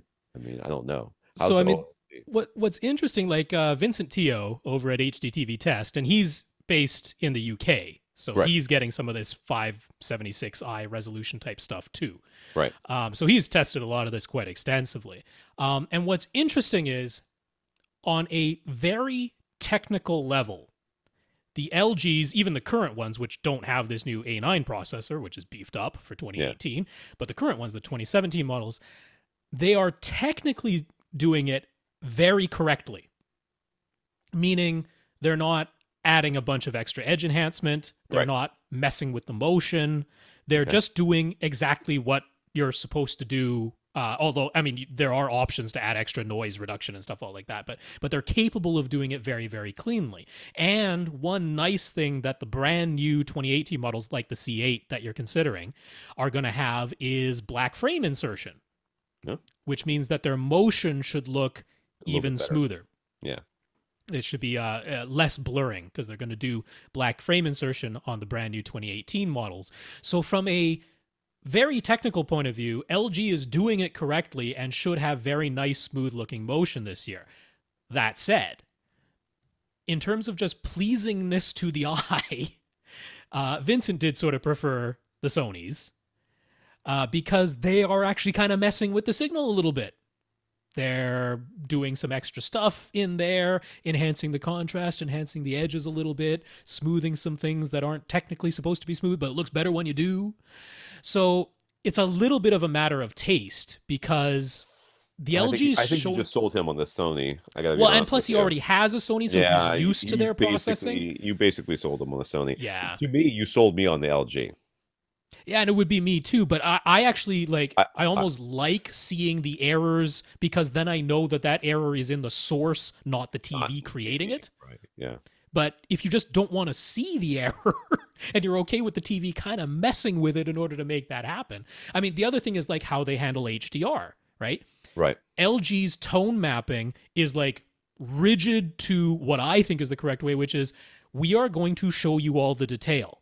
That might mean the image looks a little bit dim sometimes because if it was mastered to 4,000 nits, we are not going to throw away any data. We are going to show you that 4,000 nit highlight. We're just going to do it at the 800 nits we can actually do and then squeeze everything down right along the PQ curve to fit that whole signal. Whereas Sony said, we want to keep the average brightness of the image at a certain level. And if that means clipping off some of the very brightest content, that's what we're going to do. And that's not right or wrong. That's a choice. Right, sure. And some people prefer the overall brighter looking image of the Sony, even though it clips off a little detail. And some people prefer the LG that retains all the detail, but might look a little dimmer to do it. I'd be interested to hear what he ends up buying. Yeah. My guess is that he's going to stick with the Sony. He's already got a Sony. He very well he knows the Sony. I'd be leaning towards the LG myself, but I think the reality is what I basically just said, which is this is a no. Scaling is not rocket science. Everybody knows how to do it at this point. We stopped when we did projector reviews. We're practically stopped testing calibration anymore. Everything's coming out looking pretty good. You just set it to warm and you go with it. It's very easy. It used to be a real deal. Oh yeah. It is not any longer. And scaling is the same thing. Everybody can scale. Everybody does, the basic 3D pull down, all that other stuff that you have to do. That stuff happens without, the deinterlacing, all that. That stuff happens. And with most of the content you're going to come across, it's never going to be an issue. Somebody's going to say, oh, well, I played this whole movie that I filmed on whatever the heck it was, and it came out all weird with all these artifacts all over it. Well, you're weird for even trying to play it. So, but if you heard everything that I said about the LG, and to you, Steven, that actually sounds enticing, I will say the one other thing that is an advantage for the LG is they are the only way, if you're watching Netflix, to get Dolby Vision and Dolby Atmos audio at the same time. Okay. There are no other TVs that are outputting the Dolby Atmos bitstream. The Xbox One, which means you could watch that Bright movie in both. That's right, in both. They have that in both. Or Okja, which is in both. I haven't seen either of those movies. That Okja was fun. I liked it. Yeah, it seemed a little preachy to me, and I don't like to be preached at by my movies. I mean, it's so silly that it's. Well, I understand that, and Up is really preachy too. But I watched Up the other day, and Doug is awesome. Yes. So there we go. Johnny, It's time for Johnny to buy a new receiver. His 10-year plus old Yamaha RX V2700 has been great. Sorry, but it only has 3 HDMI ports, which isn't enough anymore, and can't pass 4K to a Samsung 4K TV, which is a 2014 model. So I don't think any HDR, yeah, it's but not going to have 4K any of that resolution. stuff. Yeah, it's not 4K resolution. So he knows nothing is future proof, but he'd like to get another 10 years or so, and nothing's going to be 10 years. If you bought I mean, it could be to you. You just don't have to upgrade. As far as future proof, like Right. even we're not talking about future proof right now. We're talking because 10 years, no, nothing is that future proof. I don't expect cars to last 10 years, to be honest with you, though mine has much longer than 10 years. But he wants to take his future plans into account. He'd like to add a second sub to the room and possibly a pair of overhead speakers to make a 5.2.2 system. And the next TV purchase will likely be HDR as well as 4K. If you are going to wait a couple of years to get a new TV, you're right. It's going to be. That's all the only option you're going to have. He's looking at the Denon AVRX 1300W, which is $300, and the 2300W, which is $370 from accessories for less. There are some unimportant differences, like a bit more amp power, not really needed with this HSU HB1 speakers, and extra inputs, which would likely go unused. But he's more unclear about the X2300W, also providing both 1080p and 4K upscaling, as well as ISF certification settings. Would these actually make a noticeable difference in its picture quality? You're going to bypass them anyway. Nope. Not even a little bit. Okay, what I just said about how we don't even test calibration of screens anymore. That makes the ISF certification settings moot. And the 4K upscaling, if you're going to be buying a player that does 4K, it don't need to be upscaled. And your TV is going to upscale everything to 4K anyway, and probably do it just as well, if not better, than these Denon receivers would. So, oh, absolutely. Yeah, no, that is not a reason to pay more for the 2300 over the 1300. Right. So he wants to know if there are any other noticeable differences he's missing. Are there any brands he should be looking at? So which receiver should he buy? I don't know about any of the differences. I never got anywhere near the bottom of this. We were like burning through these questions. So is there any differences he's missing, Rob? There's something extra with Zone 2 in the X2300. He didn't mention anything about zones. No. The X2300 has 2 HDMI outputs, but they're just mirrored. So if you have a projector and a display and you want to connect them both, then it can do that. 1300 can't. Yeah. Other than that, I mean, honestly, for what you need, as long as 6 HDMI inputs are going to be enough, then the 1300 should cover everything that you've talked about. I'll be honest with you. I think we're going away from needing all these HDMI inputs. I think we're getting further and further away from needing this many inputs because we're finding more. I mean, your devices really. How your many TV is doing all the streaming itself, so you don't even need an extra set-top box. You don't need that. You don't have a set-top box. You got a couple of game consoles, maybe. I'm down to. I have 2 HDMI cables plugged into the back of my receiver, and I only really use one. And that's a sad thing. That's your Xbox, right? That's my Xbox. That's right. Most. I mean, am I a terrible person for suggesting spending $500 on the X3300W so that you can get multi-Q XT32? That is really the one thing I would highly recommend. I mean, these have the ones he's talking about, the X1300 and 2300. They have multi-Q XT, which is good. It's good. Yeah. But why? You can get basically. Think about this. If you spend the money to get the 3300, you're going to get the same Odyssey that's in the flagship $4,000 Denon receiver right now. And the independent dual subwoofer calibration. He says he wants 2 subs. Yeah. And a full set of pre-outs in case you ever do want external amps. And more options for overhead speakers as well, right? He can go No, it's still just still 5.2.2. Still limited to 5.2.2 with that. Yeah. I really think the Odyssey's worth it. For me, I mean, obviously, I think it's. Being able to get it for $500 is so enticing. Like, I didn't think that was going to be a possibility, and here it is. I mean, when I first started looking at receivers that had XT32, I mean, I expected that I couldn't get it for less than $1,000. Yeah, exactly. No matter what. No matter what, it was never going to be less than the grand. So I think we're saying either spend more and go up to the 3,300, or spend get the 1,300, because that has what you need and barely anything more. And then the 3,300 gives you a step up in the room correction, plus some other features that you may or may not use. The 2,300 ends up kind of being the odd man out in your case, because it has some features that will be very useful to some people, but it doesn't sound like in your situation it will be. So it's not yet. Who knows? You talk about keeping this thing for 10 years. And it's only $70 more. So right. Robert has been doing some measurements with Room EQ Wizard and using the Odyssey Editor app in an effort to get a flatter response from a 7.2.4 system. Room EQ Wizard lets him measure 7 channels, but he can't figure out a way to measure just the overhead Atmos speakers by themselves. Is there a way to do this, or has he found a limitation of Room EQ Wizard? He can't just connect the Atmos speakers to the other channel posts like he would for normal roll-off testing and to set crossovers, because he'll lose the specific Odyssey EQ settings for those overhead channels. And that's what he wants to measure and confirm. His receiver is a Denon AVR X4300H with an Outlaw Model 5000 amp. So what he wants to do is he wants to send a sweep through his Atmos speakers while Odyssey is on, so he can't just change it to a different setting, because different, output. Wow, I don't know how to do that.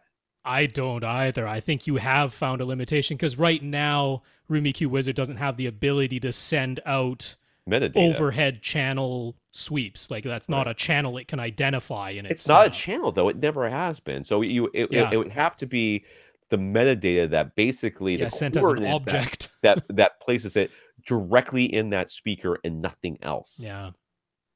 And that would be very hard to do, I would think. And even if you, because I was thinking, could you physically disconnect all other speakers? Yeah. And then use the party mode? But party mode applies some filtering. It doesn't just replicate the sound out of all speakers, so even that doesn't really work.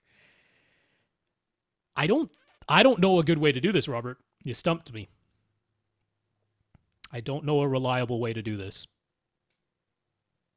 Yeah. It couldn't do like the all channels or 7 channels or party mode. Yeah, because they do apply a filter to those, so it doesn't come out as just exactly the same signal from all speakers, unfortunately.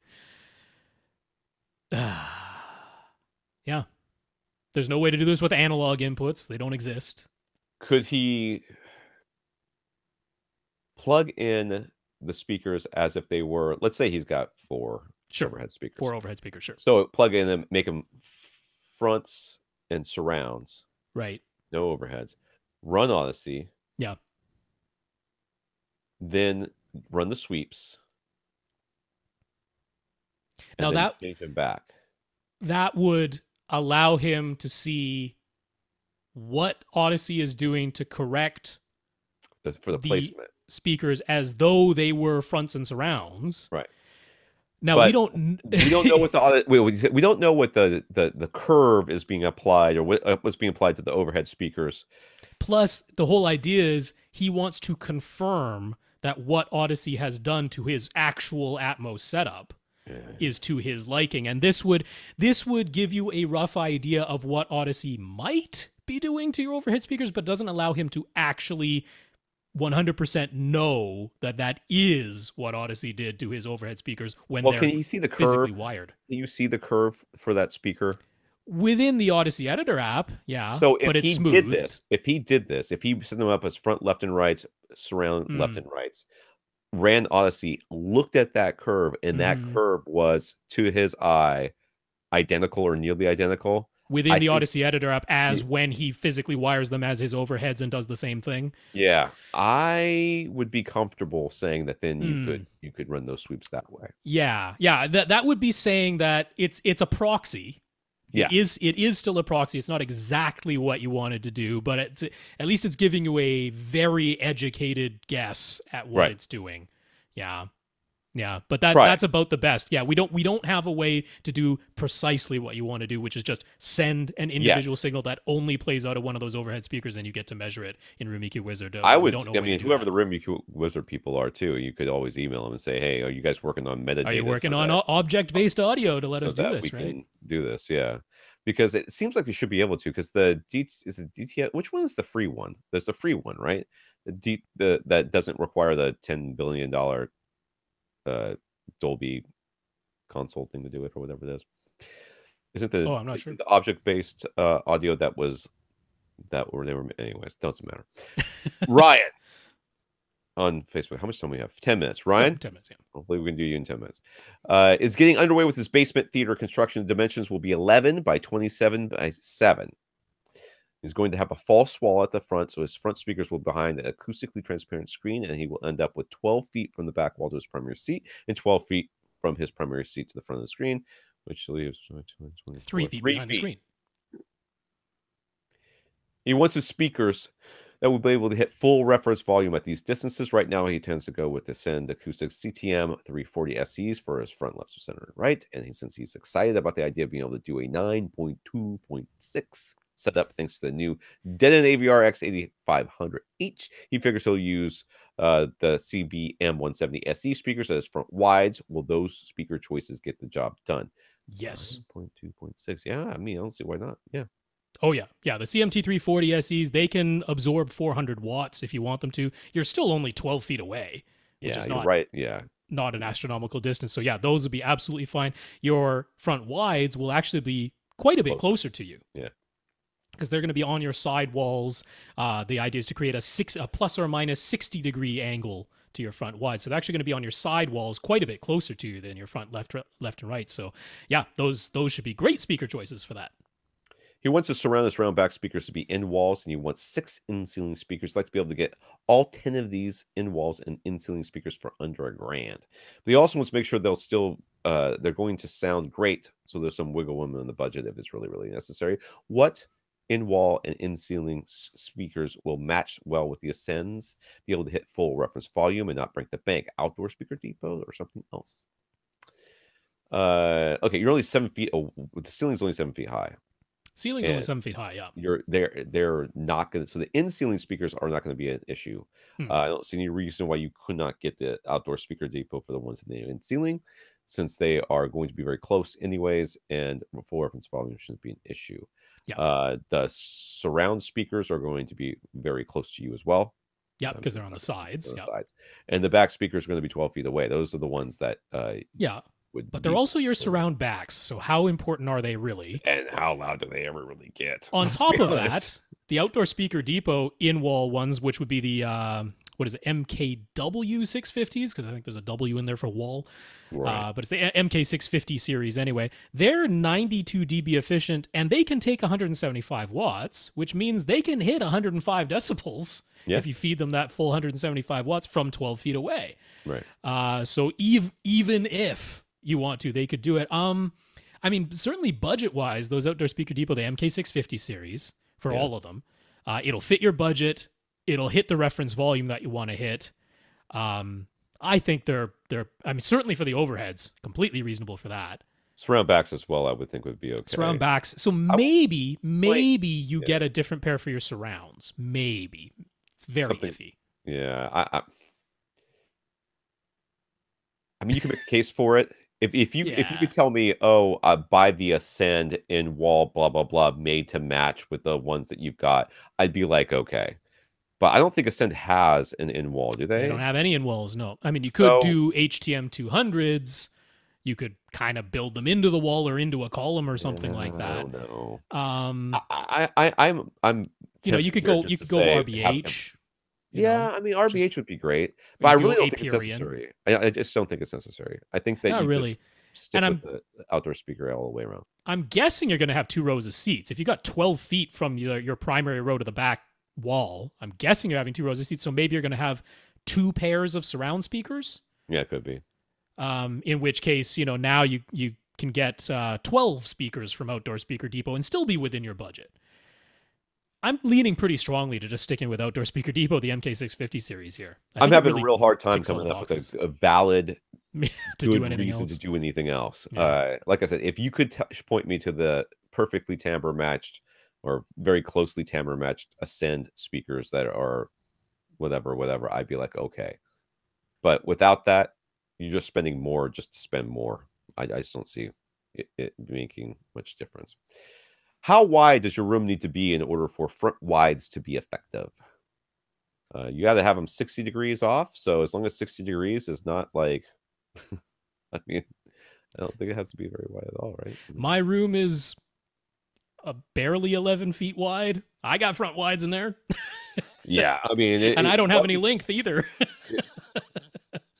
Jokes write themselves. 60 degrees off of you, just do the angle, do the measurement there, and off that front seat, and just see if it makes sense for your room. And your room is plenty wide, though, right? Well, it's 11 feet. So Oh, it's not super wide. No, I think the confusion, and this is completely understandable, is that people hear front wides and they figure they are supposed to be on the front wall, right, very wide apart. And it's but like, they're not no, really on the sidewalls. They are the first reflection point. They are the first reflection points. That's right. Point. Yeah, that's right. So you have a first reflection point. That's where those speakers would go. That's right. So any wide or any not wide is fine. Yeah. What's the procedure for using 3 receivers so that you can expand the 9.2.4 to a 9.2.6 setup? Wait, what? Oh, yeah. What? Because the X8500H can run 13 speakers, so it can do 9.2.4. Yeah. So the way this works is that you feed the receiver. Let me see if I've got this right. You take your receiver's overhead outputs. Yeah. So your top front and top rear, or it could be front height and rear height. Whatever it is, right? So you take those overhead outputs. Now let's say top fronts and top rears. That's the easiest way to do this. Yeah. So you take the top front right and the top rear right, and you feed that from the pre-outs into a receiver as right and left front speakers. Okay. Then from there, you feed that out to 3 speakers, your front right, your front top right, whatever it is, the rear right, and then you matrix the center channel like you normally would as a matrix between the two. And that becomes your top middle right. That's right. You do the same thing to the left with the second receiver, extra receiver, so the third receiver, whatever. You end up with 3 receivers, yeah. So now you have three receivers. So just think of it. You know how you can take any stereo signal and you could have left. This would be like front left, front right, and then create a center using like Dolby Pro Logic or any surround up mixer. That's what we're doing. We're just doing it on the ceiling, and instead of being left and right, it's front and back. And what's being matrixed in between them is a middle instead of a center. Right. So that's how it's happening, and you need to do that twice. Yeah, you would need to do this with. That's why I like going with the top fronts and the rear top rears, because the top middles are supposed to be kind of in between them anyways. That's right.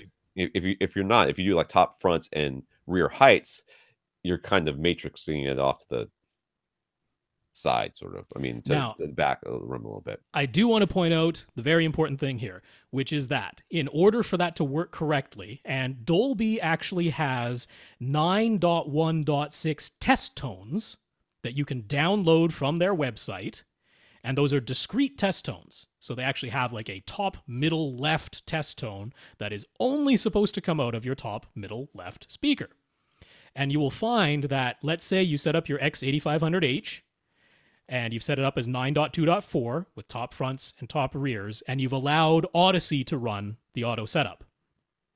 That means it has set unique distances for your top front left and your top rear left, and it's set unique levels, trim levels, and it's EQ'd them uniquely for those two things. When that top front left and that top rear left get fed into your Dolby Pro Logic receiver and you try to matrix out the top middle, it doesn't work, because you have potentially different distances, different levels, and different EQs. And in order to matrix a top middle, it must be getting identical information from the top front left and the top rear left so that it can create a center, a top middle left. So what you actually need to do, and you can do this because the X8500H has the ability to use the Odyssey editor app. So you can still have Odyssey applied to all of your speakers, but then you will manually edit your top speakers, top fronts and top rears, so that they have the same distance, the same trim level, and the same EQ, which means you can just blank out the EQ. Right. Or just make sure that the EQs are identical. And then you will get a perfectly discrete top middle speaker matrixed in between them. So that's an important wrinkle. The reality is, don't do this. This is ridiculous. But okay. Carl and Carrie's are both super short, so I think we can hit those and then we're done. Yeah, I know. Carl. AVS Forum reported that the first functional HDMI 2.1 transceiver chips were shown at CES, but lots of news outlets reported that 0 TVs will actually be coming out this year with HDMI 2.1. So what about AV receivers? Is there anything coming out in 2018 that will actually support HDMI 2.1? I don't know. Rob? Well, the things we've been talking about all day today, the X8500H and the AV8805 Pre-Pro from AVRant will not have HDMI 2.1 out of the box. But they already said that you will be able to ship them to Denon. Oh, Jesus. Sorry. And they will replace the HDMI boards for a fee. Now, this is very reminiscent. If we go back to their former flagships, there was the X7200W, there was the AV8802 from Marantz, and when they first came out, they did not support HDCP 2.2 copy protection. Yeah, I had to ship them in and all that. But you could ship them in, and then they became the X7200WA and the AV8802A, and there was a fee, and you had to ship them in, and they shipped them back, and they replaced the HDMI board. So the same thing is happening. Same thing is happening. I'm just going to tell you, if you're really serious about buying one of these receivers, just wait until they... There could be that. They just wait until they start coming out with it already in there. But the point is the flagships that they release, they only do it on a 3-year life cycle. I understand. So they're like, don't worry, if HDMI 2.1 becomes a thing, you're not going to be left out of the cold. You spent $4,000. No, nothing is shipping with 2.1. Nothing is shipping with it, no. Carrie asks, what are the brands and models of banana plugs we always recommend? I like the GLS. Is that right? Yeah, GLS locking banana locking plugs are the ones you like. Those. I do like those. You can get them from Amazon. They're not super expensive. Yeah. And the locking banana plug, basically the end goes into the binding post, and then you twist the barrel, which splays out the banana plug inside of the binding post and locks it in place. You can swing your receiver around on one of those things. The cable will fall apart. Very secure. It is very secure once it's in there. I like Sewell. That's Sewell. They have 2 models that I like. I used to use the deadbolts. I really liked those. They're the type of design where you feed the speaker wire up through the bottom, then it splays out at the top, and you screw down the top of the banana plug on top of that. So I don't really like that one. It's kind of hard to. I don't like that one.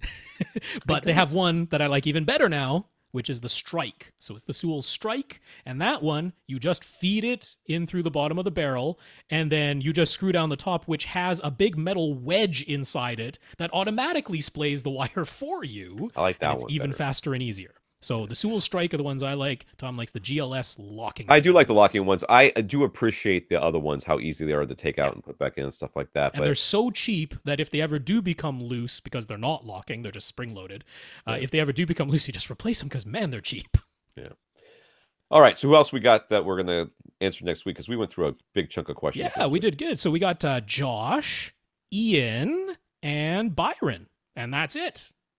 Byron, dude, that guy's always asking questions. Byron. Well, we must be helpful. It's nice to have return listeners. Those of you that are watching the video may be wondering where Daisy is. Daisy hasn't been eating the last couple of days. I'm very, very concerned about Daisy. Yeah. So I have given her the night off. I talked on Facebook to a herpetologist, whatever they're called. And, she's not super worried because she's not lethargic or listless or seems to be having any sort of problems with her digestive tract. But she should be eating and she's not, and I No. don't know why. So if she doesn't eat tomorrow, I'm going to take her to the vet and figure out what the heck's going on, because I'm very concerned right now. But so I gave her the night off tonight, but hopefully she'll be back next week. She seems to be in great spirits. She's jumping around. She's climbing all over me. She still enjoys, snuggling and stuff like that. But she just hasn't had an interest in food the last couple of days. So not really sure what's going on, but we'll find out next week. And if next week I come back in tears, you'll know it's something terrible has happened. Let's hope not. We want to thank our listeners of the week. We want to thank Earl for his donation. He went to www.avrant.com and clicked on the Buy Us a Cup of Coffee link. That money goes into our coffers to help pay for our hosting fees and stuff like that. So thank you very much, Earl. Yeah, Earl, thanks so much for that donation. We appreciate it. We want to thank our 51 patrons over at Patreon for their donations. Thank you, gentlemen and ladies. Yeah, thanks so much to our 51 patrons on patreon.com/AVRant Podcast. Lastly, we want to thank Jason and Carrie for talking us up to SVS and Marantz, and talking SVS up to other people. Jason did. So always a good thing. So thank you, Jason. Thank you, Carrie. Yeah, Jason, thanks for talking directly to Gary Yakubi in there. Always fun when that happens. And Carrie, thanks for talking us up to Accessories for Less after you got your new Marantz receiver. Congrats on that purchase. If you would like to get your question answered on this podcast, all you have to do is ask. You can do that by emailing us at question@avrant.com. If you need to know the rest of the contact information, rewind to the beginning, and I'll say it there. For AV Rant, I'm Tom Andry. And I'm Rob H. Now go out and listen to something.